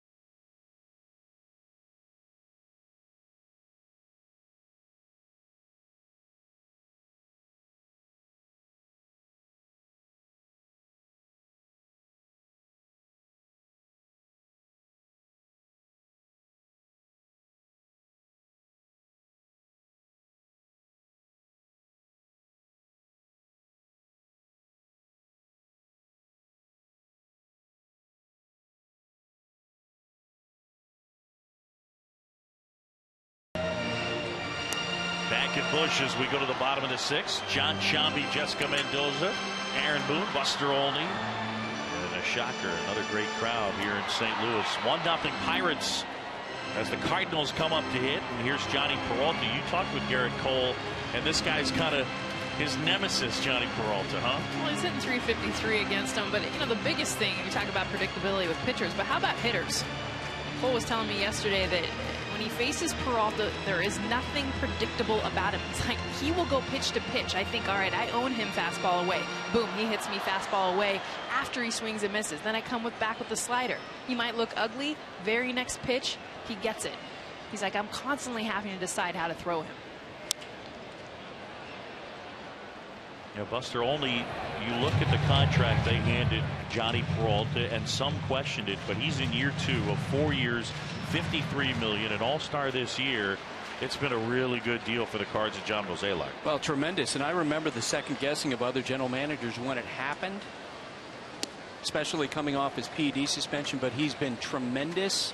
And I asked Mike Matheny the last time we had the Cardinals on Sunday Night Baseball about Peralta, and he talked about what a tremendous professional he has been for this team. And obviously in the stretch when they've had so many position players hurt, boy, has he been important. Probably been underrated defensively. I know that you know, people in the analytics world always surprised that it turns out the defensive run saved wise he's been pretty good. And I think people are starting to show him a little bit of love for that, just how rock solid he is defensively. And I think a guy like Mike Matheny and this Cardinal organization as a whole, they value consistency so much, and they know that they've got a guy now at shortstop that you hit it there, you're out, especially now with the way they feel like they can position themselves. The amount of ground balls they induce. Yep.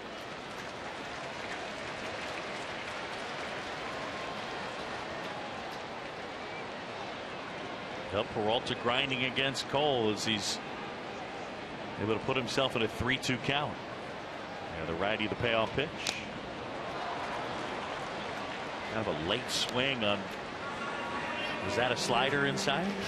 That was a slider that didn't do a whole lot. It kind of backed up a little bit. Probably would have been ball 4. But let's take a look at how they attack. Remember, Peralta hit a rocket on a similar pitch to that first one in off the plate that he swung at. It was off the plate where he lined out to short with the runners, and then Cole gets to pitch in, and Peralta works himself back into the count. He throws really what turns into a bad slider that doesn't finish. And as a result, that's one of the tougher pitches sometimes for a hitter to handle, when that pitcher makes a mistake with that slider and it doesn't quite finish. I think Peralta knew where it was supposed to end up, and he got fooled when it stayed.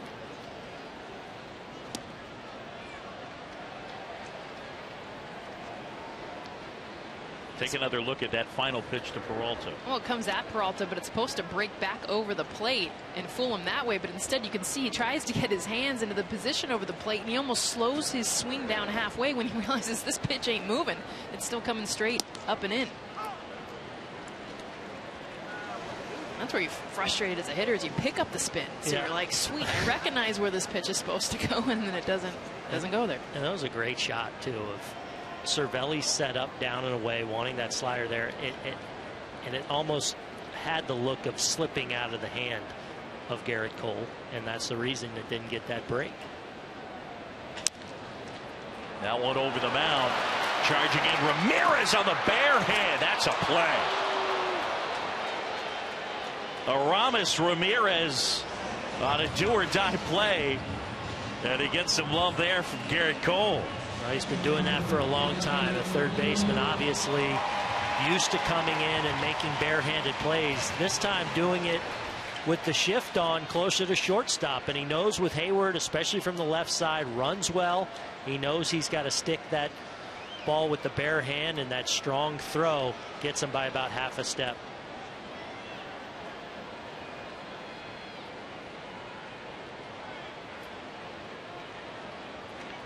What does he think he touched his glove there? Yeah, and Matheny is now talking to the home plate umpire about just that, but it looked like from that shot that he didn't. But you wouldn't look back if you didn't feel like you felt something, because it isn't a very unusual feeling. You see Hayward. I think this is going to clearly show that it did not catch the glove of Cervelli. Really not that close, but obviously Hayward felt something. That ball gets very deep in the zone. Out number 2. Boone, did you ever reach on it? Catcher's interference? Yeah, I think twice, and it was a weird feeling. It's kind of a panicking feeling, like what just happened there. That's why you notice. That's why you really. With the air right field, and Polanco there. And Garrett Cole, after giving up a couple of hits in the 5th, comes back and gets them 1, 2, 3 in the 6th. Pirates still lead.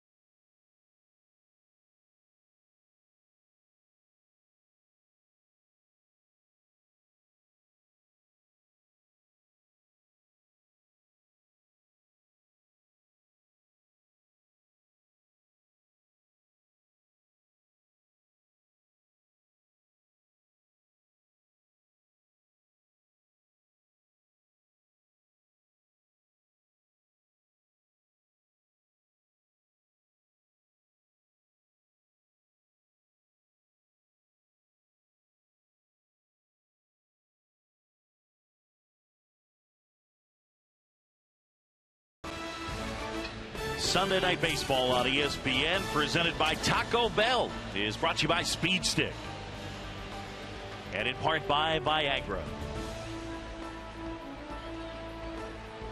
Now the Pirates lead it 1-0 as we head to the 7th from Busch Stadium in St. Louis. These teams have met 15 times this year. Cardinals have won 8 of them. And they've split the first 2 of this series. It'll be Cervelli, Alvarez, and Mercer.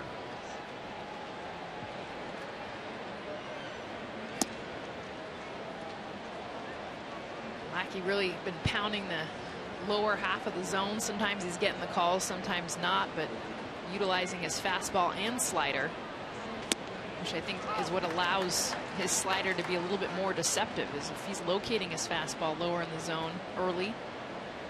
Your eyes pick up low and you think this is going to be a fastball, and then it slides away, especially these righties.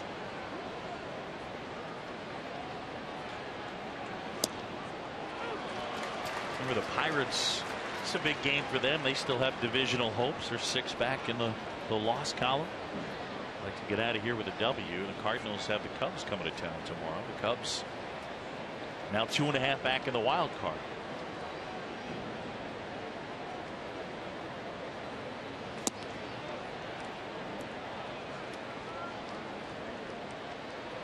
So Clint Hurdle looking up and looking back at a Cubs team that's playing well. Won again today, and again they're in here tomorrow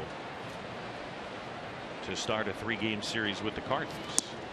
Usually you look forward to postseason because you get to get out of your division. Right. For these, at least 2 of these teams, most likely, were to start tomorrow, Pirates would be facing the Cubs in that wild card game. Yeah, it's like the conference tournament. This is the pitch that I think's worked so well for Lackey. I talked about him locating the fastball early, really owning the lower half of the zone, and because of that, it's changing the eye level of these hitters, and then he comes back with the slider. So he starts early with the fastball, then look at the wicked movement, especially these right-handed hitters. If it going down and away, they're thinking it's the fastball low in the zone, but they're not able to get to the pitch. As you see to Cervelli moving away from the bat. But it's all about the setup pitch of the fastball and working that lower half of the zone. And just to your point, Lackey came into this game ranked 3rd among all pitchers in baseball in first pitch strike percentage. So you set up with a fastball, go to the other stuff. He's been good tonight. The only blemish, that 4th inning RBI single that he gave up to Neil Walker. Alvarez drives that one. One hop and it bangs off the fence. And Pedro Alvarez with the double, his 18th of the year. Well, one of the few mistakes that Lackey has made with that breaking ball here. Here's a slider. They want to bury it down and in. It just kind of spins up and out over the plate. And perhaps fortunate that Alvarez, with all kinds of power, doesn't hit this ball out of the ballpark, but rifles it down into that corner. Sean Rodriguez will run for Alvarez and then stay in for him defensively at first base.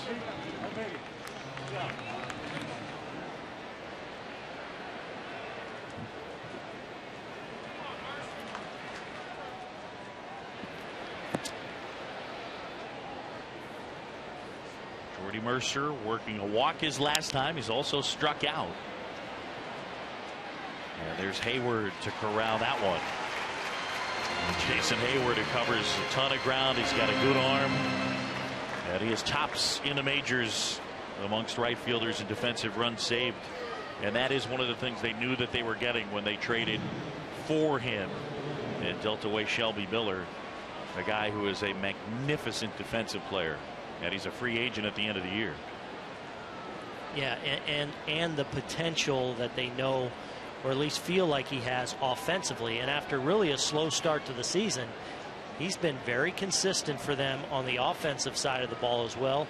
Very good base runner, 20 stolen bases in 22 attempts this year. So he's been the full package for this Cardinal team. Garrett Cole into center. It'll fall for a hit. Jay up with it, throw to the plate, and it's cut off into score Rodriguez. And the pitcher delivers an RBI single. The Pirates lead it 2-0.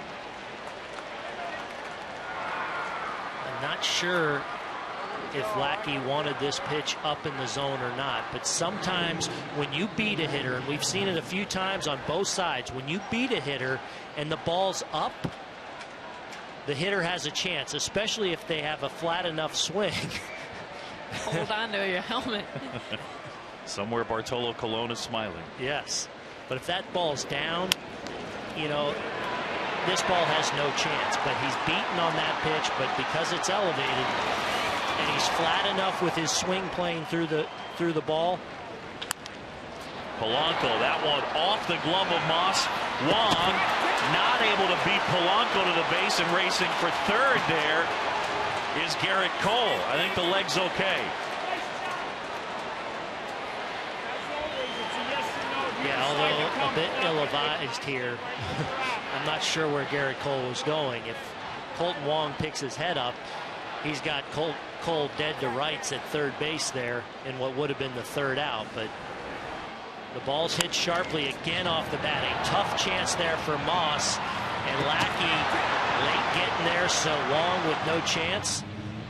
And then Wong kind of puts his head down thinking, I've got no play anywhere. Cole puts his head down and starts running, and by the time he realizes it, it's a first and third situation for the Pirates. That'll go as a base hit. So runners at first and third. Derek Lilliquist had a brief visit out to the mound.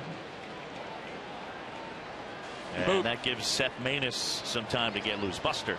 Yeah, Boog, that was actually Garrett Cole's first RBI since September 7th of last year, so 364 days ago.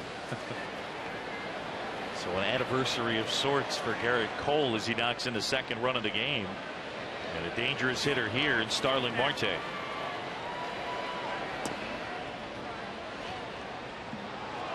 Appeal to first, no swing. Ryan Blakeney on the call.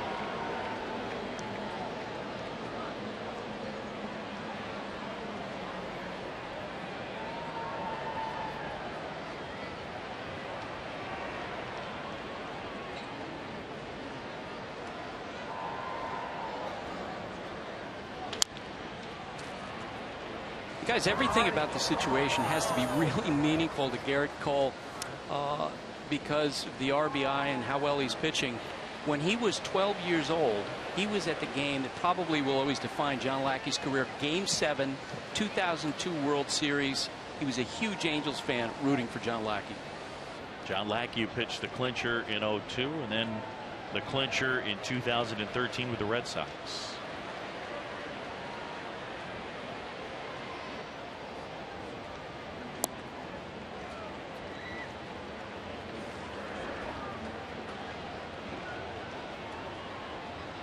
Bring out the water. Yeah, pitchers need some of that hydrate. That's right. Let's hydrate. I thought they were the most conditioned. John Sciambi up here with the two bitter position players, Jessica Mendoza and Aaron Boone. Out to short. Peralta goes to second, and that's the inning. But the hit by the pitcher, the story on a night where pitching has dominated. The pitcher at the plate, Garrett Cole, his first RBI in over a year. Gotta hydrate. Hydrate. Pirates lead it 2-0.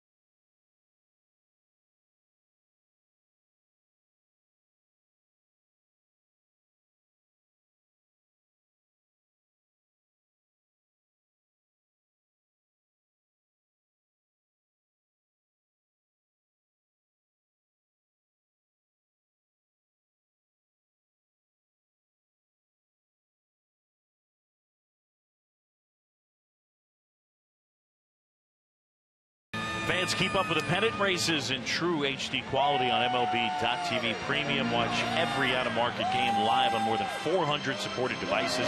Real-time highlights, live look-ins, pitch tracking widget, more. Visit MLB.TV today.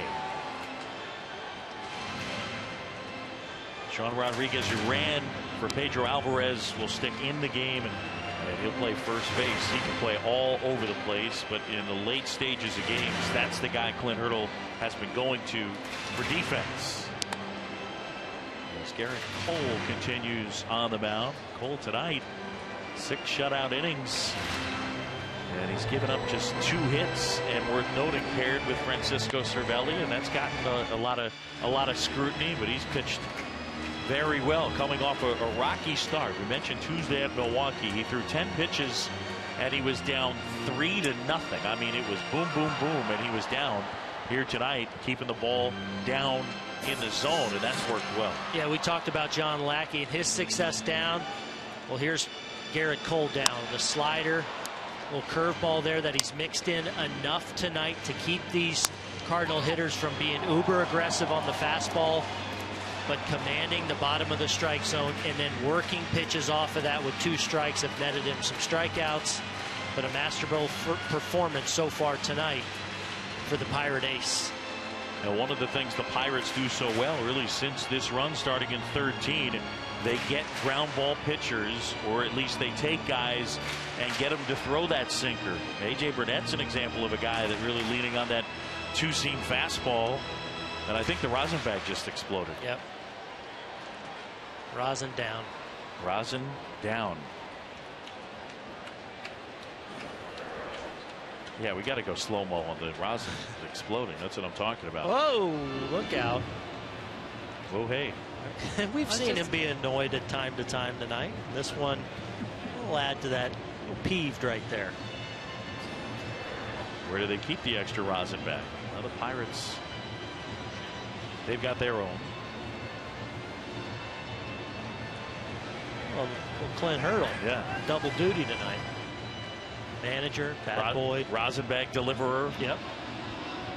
Well, as we mentioned, the Pirates and Clint Hurdle, along with Neil Huntington, that philosophy, getting ground balls. Look at this. They made the playoffs in 2013 for the first time since 1992. And you're talking about first in ground ball rate, first in ground ball rate, first in ground ball rate. 3 straight years. And they couple that with very aggressive defensive shifting.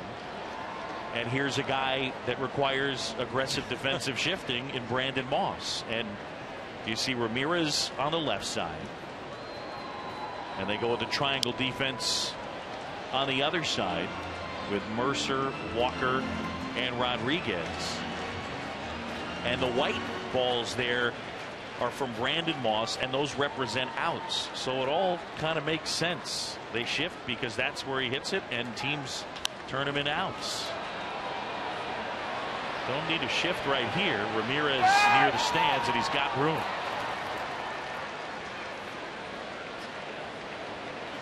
Well, and what makes the shifting so successful is when you couple it with outstanding pitchers that can command the baseball. And we've seen in John Lackey's case where even though the Cardinals don't shift as much, they still move hitters around. And he's benefited in the double play ball this year because he can throw it where he wants. Cole and much of the Pirate pitching staff able to execute that as well. Yeah, so it's run prevention. They do it in different ways. But for the Pirates, there's a real intent in terms of dictating, we're going to throw ground balls to get you to hit it here, and we're going to position our defense here. 4th in the majors in most shifts. It's a lot of trust. I mean, you got to trust that your pitcher's going to locate, as you mentioned, Booney, and then at the same time, Cole knows that if I locate this pitch, you got to have my back. And you feel that from this team, and you see it working because of the trust between the position players and their pitcher. You hear a phrase in other sports, but you don't hear it as much in baseball. But I think for something like that, bought in. You hear it in basketball and football, and I think in order for this to work, everybody's got to be bought in, and they are. Right. And that's something that in baseball I think's been sort of an evolution. Whereas how often, 4, 5, 6 years ago, as we look at a 100-mile-an-hour pitch on the 94th pitch of the night from Garrett Cole, but how many times 4 or 5 years ago would you have, especially like a veteran pitcher, where a team might shift and a ball would go through a hole where a player would traditionally be standing and they'd kind of be frustrated, wouldn't like it. You don't really see that as much anymore because I think pitchers are starting to understand the value and the quality of the defensive shifts and the information that teams are able to accumulate now. Cole right there, able to get Wong. Yeah, there's 2 away. Well, A.J. Burnett is a guy who initially didn't love it very much, but he has gotten to a place where he throws mainly those two-seam fastballs, those sinkers now. And A.J., who pitched a simulated game the other day, got up to 90 pitches. He threw a bullpen today. And the veteran who has said this is going to be his last year. Things went well in the bullpen for him. He told me yesterday that his hope is throw a bullpen today, and he wants to start in 5 days. Now, that may be a little aggressive, but he feels really good. Well, he knows he's near the finish line, not just this year, but in his career. So there's not a lot of time for him to be waiting around. I think he understands the opportunity he has with this outstanding Pirate team. Even though they may not win this division, if they're able to get past that play-in game, they feel like they're a team that can go deep into the postseason. He's been on the DL with a bad elbow, but he needs some starts to be ready for the playoffs. Garrett Cole, razor sharp curveball in the dirt, and the right-hander fired a 2-hit shutout at the Cardinals. It's 2-0.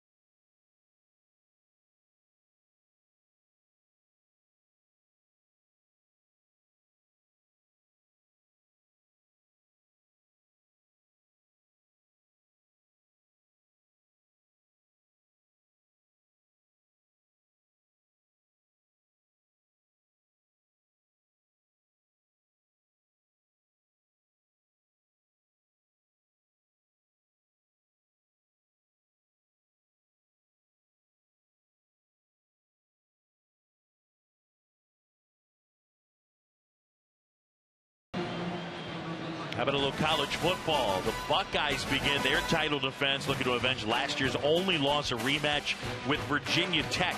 ESPN College Football Primetime presented by Capital One. It's Ohio State and Virginia Tech Monday at 8 on ESPN.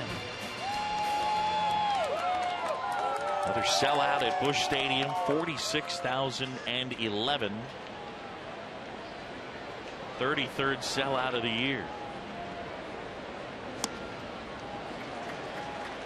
Guys, Garrett Cole getting handshakes in the dugout from teammates. It looks like he's finished for the night. What a performance.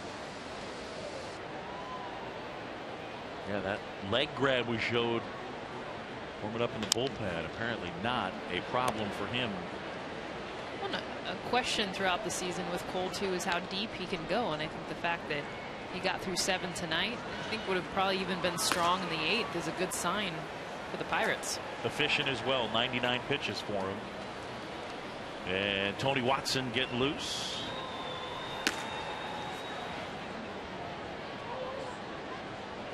Aaron Boone, not as simple as this, but you were pushing the idea of throwing that curveball more. Seemed like he did tonight to keep hitters off of him, and it set up that fastball. It was at least a presence in his game plan. Got some strikeouts with it that last inning. Lackey getting McCutchen to reach. Piscotty pulls it down. All right, time now for our high strength performance. It's brought to you by Chevy Silverado, and Garrett Cole getting hitters to chase on pitches outside the strike zone, and the right-hander with 7 shutout innings, and then his first RBI of the season. That plated Sean Rodriguez to make it 2-0, and that is where we are. He's fired up. And gets the love in the dugout. Well, we spoke earlier, too, about Cole and an emphasis for him and his maturity with his emotions. And that 3rd inning is something you highlight if you're Clint Hurdle as far as his maturity, walking Lackey, not getting the pitch called he wanted. He comes back, he gets the strikeout against Carpenter with the curveball, and he moves on. And I think that's the point. And a year ago, we wouldn't have seen that. We would have seen that carry into the top of the order for the Cardinals, and maybe they score.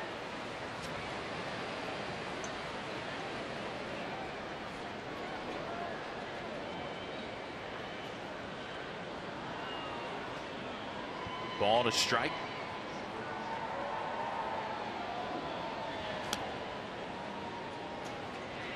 Ramos Ramirez has turned in a nice defensive play in this game.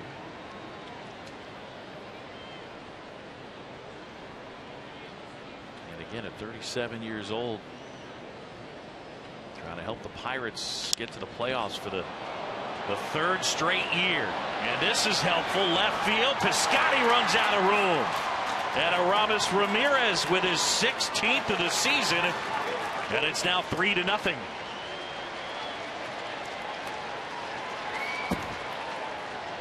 There's that power we talked about. And that's why he's in the lineup. The on base is low, but the power is pretty good. Yeah, the bat speed's still there. We talked about him being an outstanding fastball hitter. This time it's a breaking ball, and I think he's looking for it in this spot. He laid off one the previous pitch. This ball, not a terrible location, almost down and away, but doesn't have the real great bite on it. And I think in that spot, he was looking on that pitch. He was able to stay back on it and have great plate coverage. And look how long he keeps that bat in the hitting zone. And he knows right off the bat that that's got a good chance of reaching the bullpen. A big third run for the Pirates. John Lackey done for the night. After 7 1/3, gets a nice hand. Steve Cishek coming in. Pirates lead at 3-0.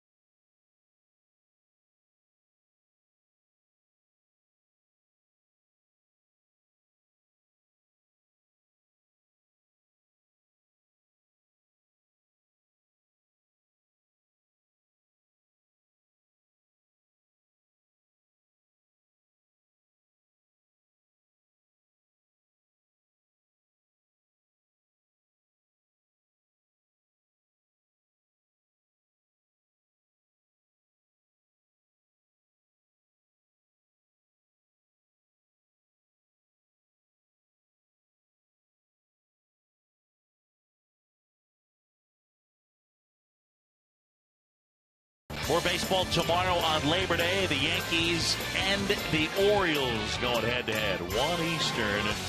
As that battle takes place in the American League East. Yankees trying to nail down a playoff spot for the Orioles. They were in position, but they have faded badly.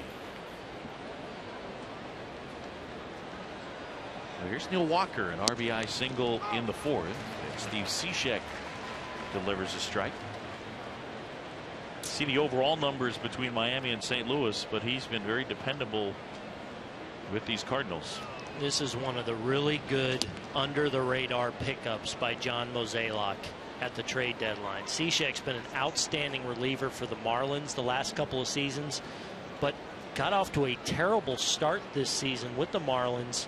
Lost the closer job. The velocity was down. Walker the other way. Piscotty, another nice play. He's got good jumps tonight out there in left, and he steals a hit from Neil Walker. That's exactly it right there. You hit it on the head. A great jump on a sinking line drive in front of him. We looked up. He was on the dead run, tracking this ball all the way. As Walker gets the barrel on it, but a nice direct route. Not an easy play diving in front of him, but he handles it flawlessly. Nice play by Piscotty. But getting back to Cishek, first couple of months of the year. That one driven well out towards right center. And Cervelli into second. He's got himself a double. The velocity was down. Kind of 2, 3, 4 miles an hour at times. He was getting killed as the closer for the Marlins, lost that job, but over the final month with the Marlins, he started to get that velocity back, started returning to the form that made him a very good back-end reliever for the Marlins the last couple of years.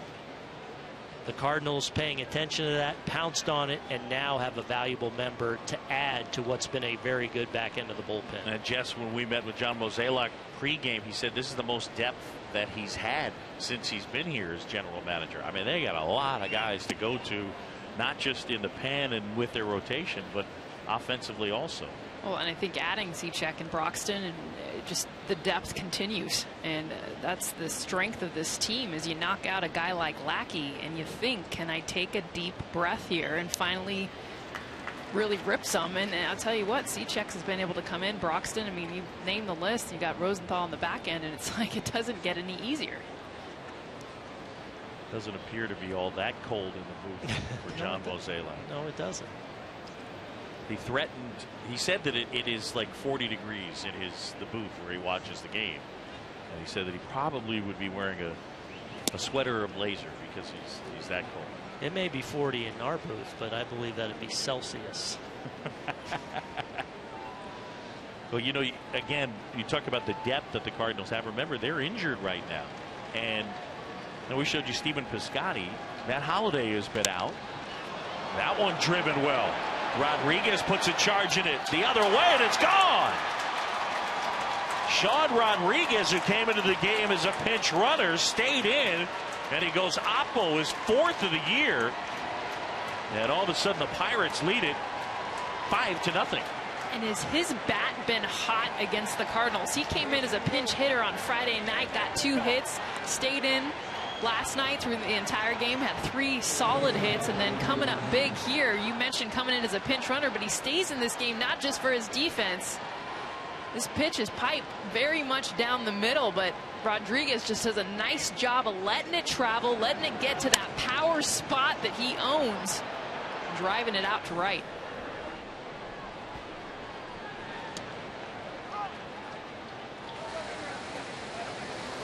And this is where I think it just gets more complicated in a good way for the Pirates. Is these are guys coming off the bench that you're surprised, you know, they're not going to be an everyday starter.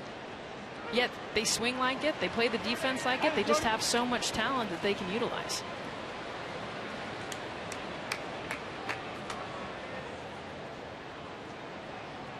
Yeah, I mean, in the postseason, if the Pirates get to a division series, that's line to right. Hayward comes on, makes the grab. Finish the thought. Pirates get to a 5 or 7 game series. You can see lineups with so many different variations to it. Here tonight, lots of contributions. They lead 5-0.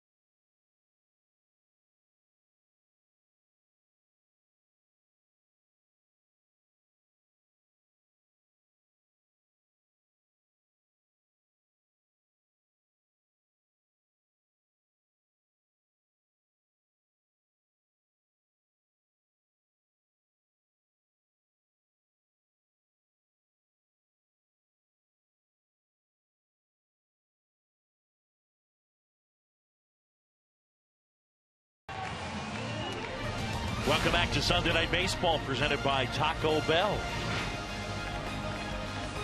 And fans, follow your favorite team and players all season long with MLB.com. At Bat, the #1 app for live baseball. At Bat, up to the moment, at any moment. In-game highlights, live look-ins, radio broadcasts, and more. MLB.com at Bat. Get it now.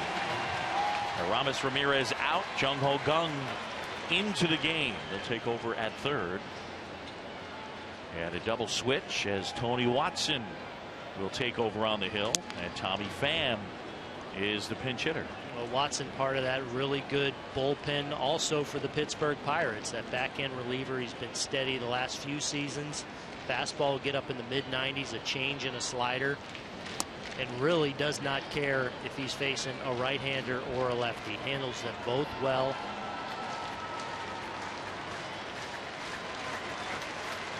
Cardinals have the #1 bullpen in the majors. Pirates #2 as it relates to ERA.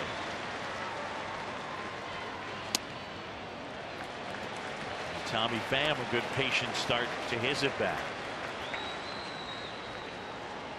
Cardinal pen just hanging out. It's Tyler Lyons up and loosening over the wall of relievers. And a strike to Pham.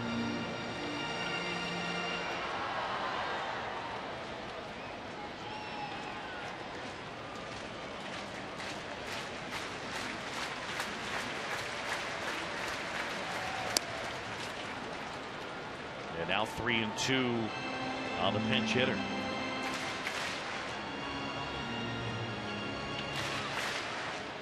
And again, they've needed a lot of guys to be brought up. Piscotty, Pham, right there, got him looking, and Watson punches out Tommy Pham.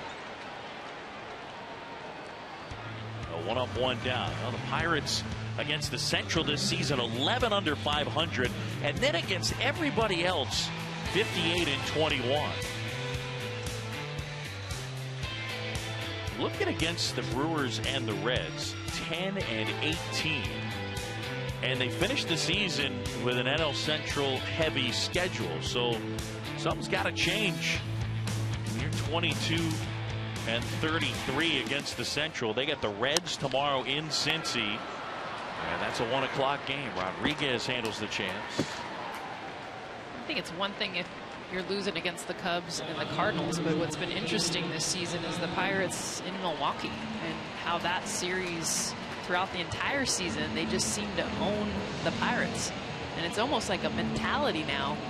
The Brewers kind of kick it up a notch knowing we got you.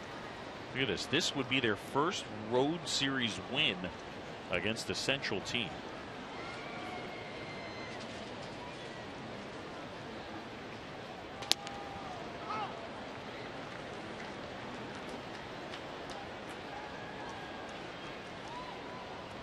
So 2 down, and here's Piscotty.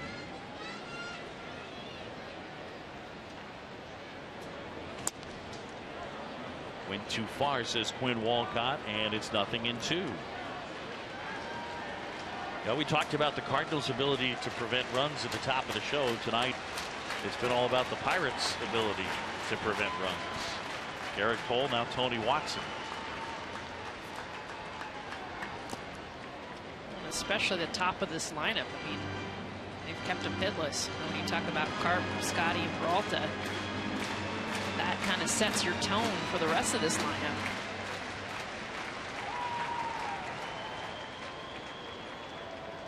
Peralta would be next if Piscotty can reach. Stephen Piscotty spoiling that one. That's back-to-back changeups now with 2 strikes. One he worked down and out of the zone. That one just off the plate that he kind of tailed. We'll see now as a guy who likes to pitch into righties if he tries to now catch him in with that heater. Well, that's where they went. And here's Rodriguez near the line. Fair ground, pulls it down. And Tony Watson out of the pen gets him 1-2-3. Pirates in control.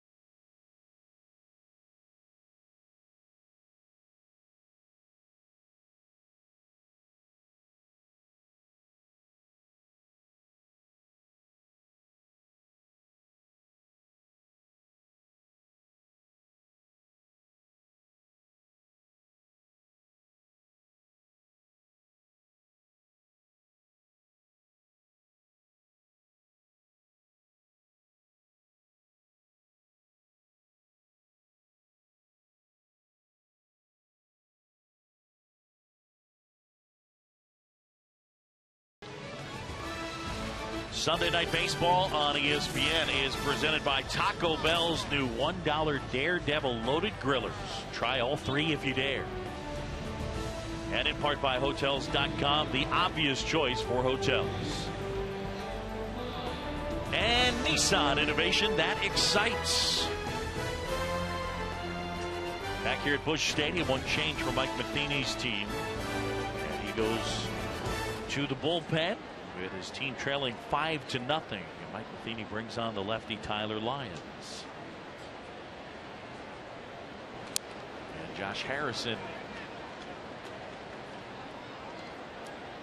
Well, Tyler Lyons, who has been a spot starter for the Cardinals, he's made 7 starts on the season, only on for the 4th time in relief. But as you'd expect, a 4-pitch mix from the left side. Fastball, slider, change, occasional curveball. But now with all 5 guys in the rotation pitching well, services needed out of the pen. And Josh Harrison now part of that excellent bench the Pirates have tonight.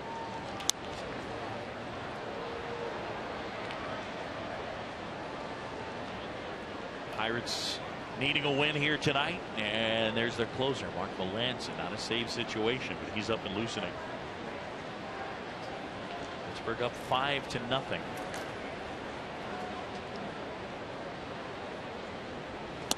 I mean, you get a playoff game, and you could find Josh Harrison starting hypothetically at second, in right, at third.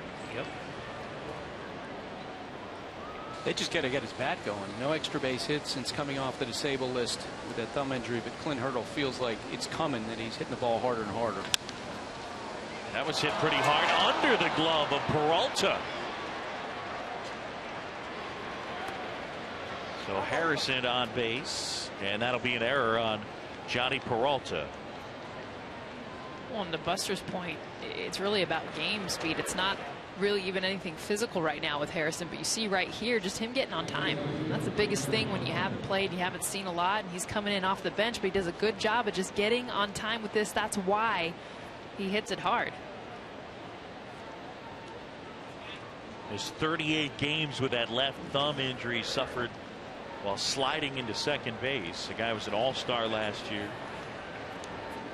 He's got that oven mitt to protect the left hand.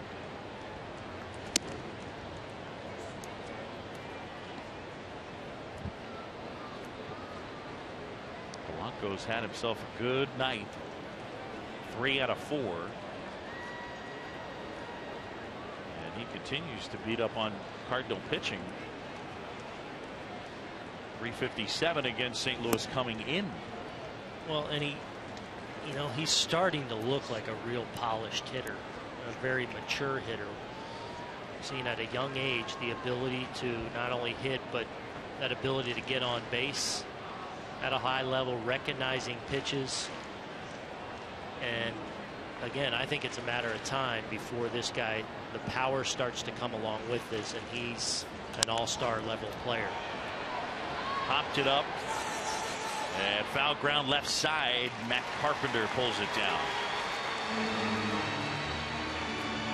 The last 2 weeks, guys, we're getting to see a couple of great pitching performances. Jake Arrieta with that no-hitter, that unbelievable slider he had. His teammates going crazy after the game. And tonight, how about Garrett Cole? He was great, too. And what's interesting about that is, if the Pirates and the Cubs are to meet in the one-game playoff, we may well see Jake Arrieta against Garrett Cole. I think there's a real good chance of that. Yeah. If it ends up being those two, I think those two would be the choices. But what a year for the National League Central. How about this one? The Cubs, the Cardinals, and the Pirates this year have all lost on the same day 3 times the entire year.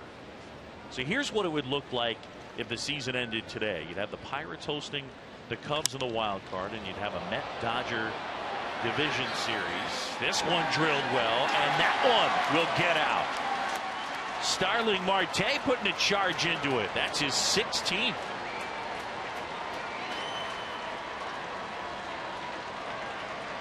And all of a sudden, the Pirates unloading, up 7-0. Remember the opener of this series, they scored 9 runs. Yeah, and they were unloading to the opposite field. The last inning we saw Cervelli line a double to right center, then Rodriguez going out to right field, and this a no-doubter to the right of center. And this typically not a ballpark that's easy to hit home runs. Tonight being a hot night, the ball carrying well, but Marte hit that ball and knew right away this was way gone, just to the right of center field.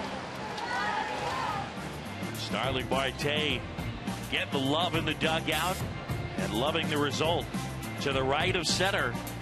Second homer of the night for the Pirates. Beg your pardon, third of the night.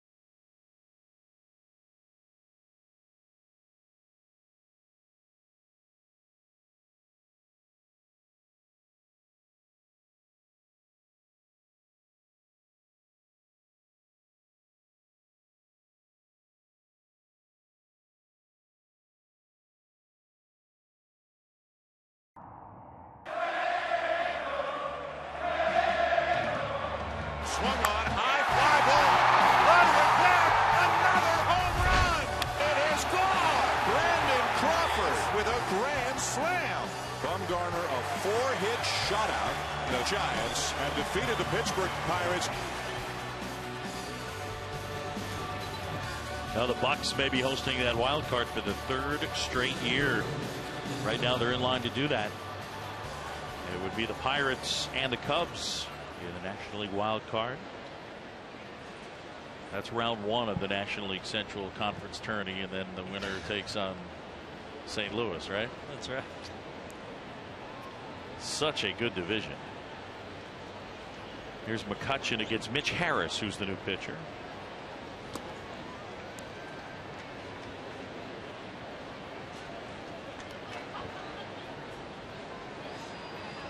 So the wild card standings right now, Pirates up by 2.5. It's 3 in the loss column.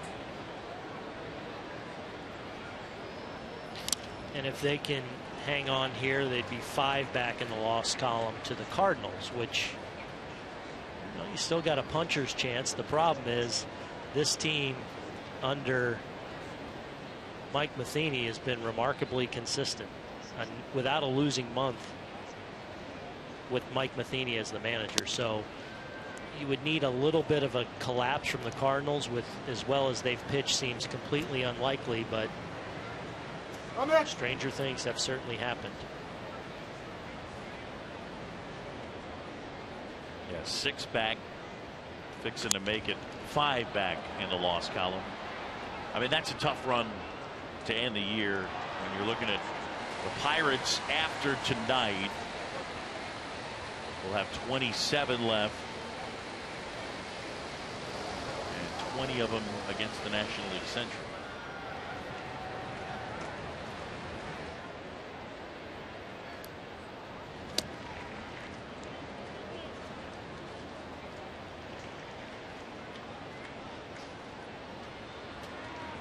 One out, bases clear. Pirates 10th in the league in homers hit, and here tonight they've gotten homers from Ramirez, Rodriguez, and Marte. And McCutchen Able to lay off a pitch up and in. That had a piece of K-zone. McCutchen will take his base. And with 1 out, a man aboard. So here's what you have remaining. And for the Pirates, the win percentage of the remaining opponents not quite as tough as the Cubs. And the Cardinals with an easier road.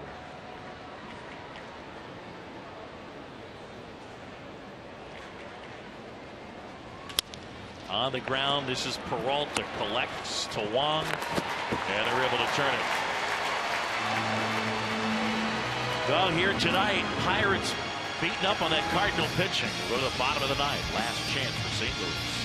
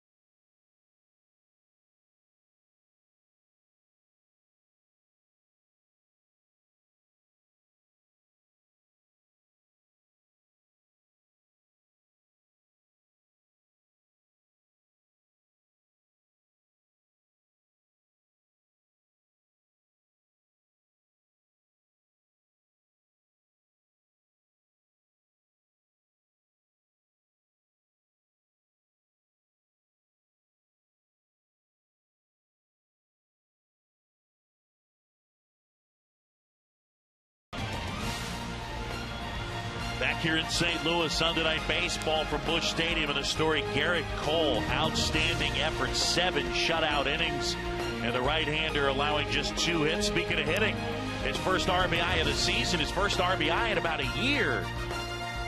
And the Pirate dugout loving it. Made it 2-0, and the Pirates now lead it 7-0 as we go to the bottom of the ninth. Josh Harrison stays in the game. He'll take over in left. Starling Marte shifts from left to center. Andrew McCutchen out of the game. Got a new pitcher for Clint Hurdle's team. And here is Joaquin Soria. Yeah, brought over to bolster that back end of the bullpen. And Greg Garcia just flips one the other way. And that's going to be a double.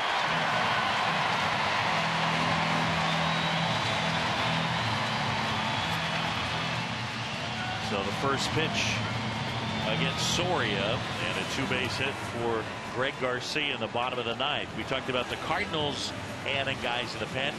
This guy, a helpful right-hander for the Pirates bullpen that's been very good. Yeah, and he's been a very good closer throughout much of his career, and another proven back-end arm. And for the most part, he's been real good since coming over to Pittsburgh. He's unusual in that he's a 4-pitch mix guy for a back-end reliever. Usually you'll see them 1 or 2 pitches. He's fastball, slider, curveball, change. He'll use all 3 of those, but this is Cody Stanley to hit. So Garcia hitting for Peralta, Stanley for Hayward. But the Pirates trying to pick up their first road series win in the Central. An RBI single there for Stanley. And the Cardinals are on the board.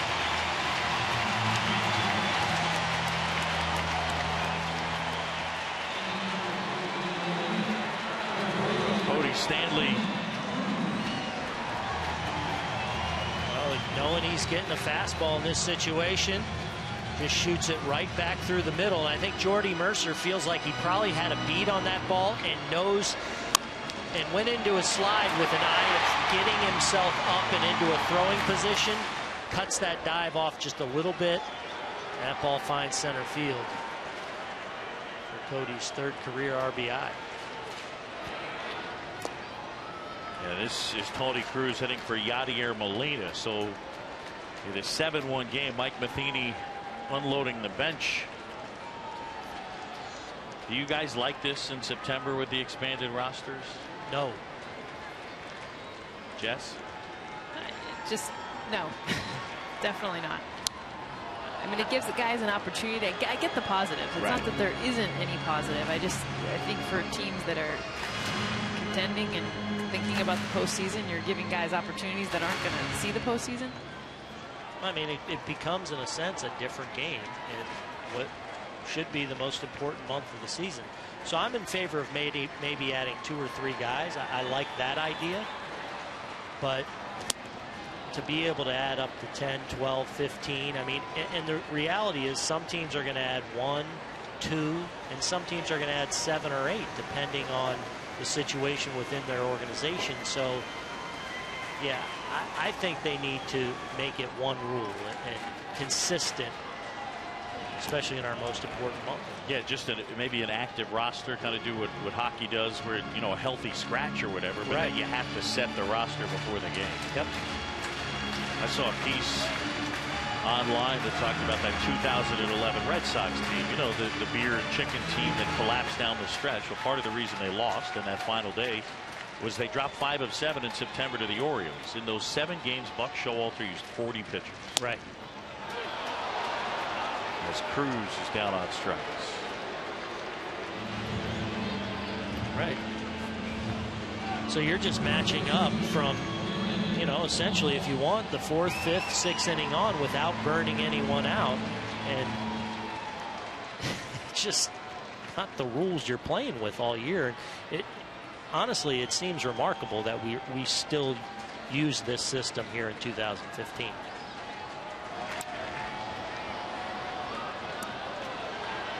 I mean, think about it. This time of year, I think it probably burned some of the fans out a little bit when you got 9 million pitching changes in a game. Well, that's the difference for the game. It's one thing you got guys off the bench, you're given an opportunity. It's one at bat here and there. It's good. It's great for them, to be able to see major league pitching. But when you're talking about bringing in, as you mentioned, 40 pitchers, the O's did a few years back, and you're not going to see them in a month if they make it. It slows down the game. Stanley takes second. They'll go defensive indifference on that.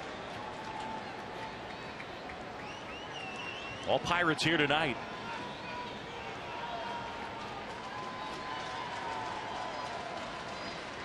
Brandon Moss.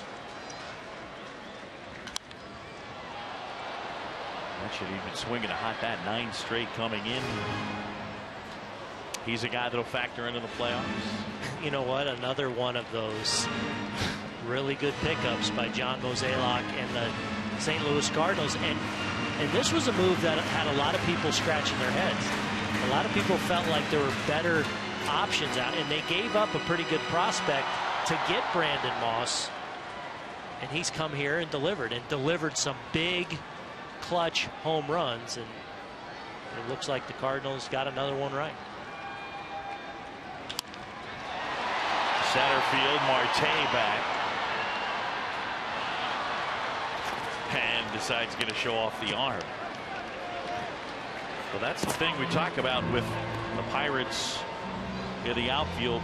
Basically 3 center fielders. Yeah. Well, Marte showing you that he's a center fielder who just plays left field by happenstance. Yeah, and you think about it in terms of PNC Ballpark, the Pirates' home park. A huge left field, big in center, so it creates that kind of need, much like Yankee Stadium in center and left, and Fenway Park center and right, where it really benefits you to have an outstanding athlete in left field, which Marte provides there in PNC. There's Peter Borges. Talk about a guy who can go get it in center. Borges with great speed, phenomenal defender.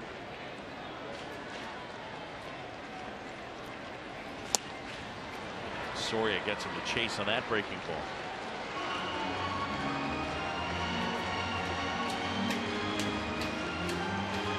Borges, one of the faster guys in the league. And they got him in the David Freese trade along with Randall Grichuk.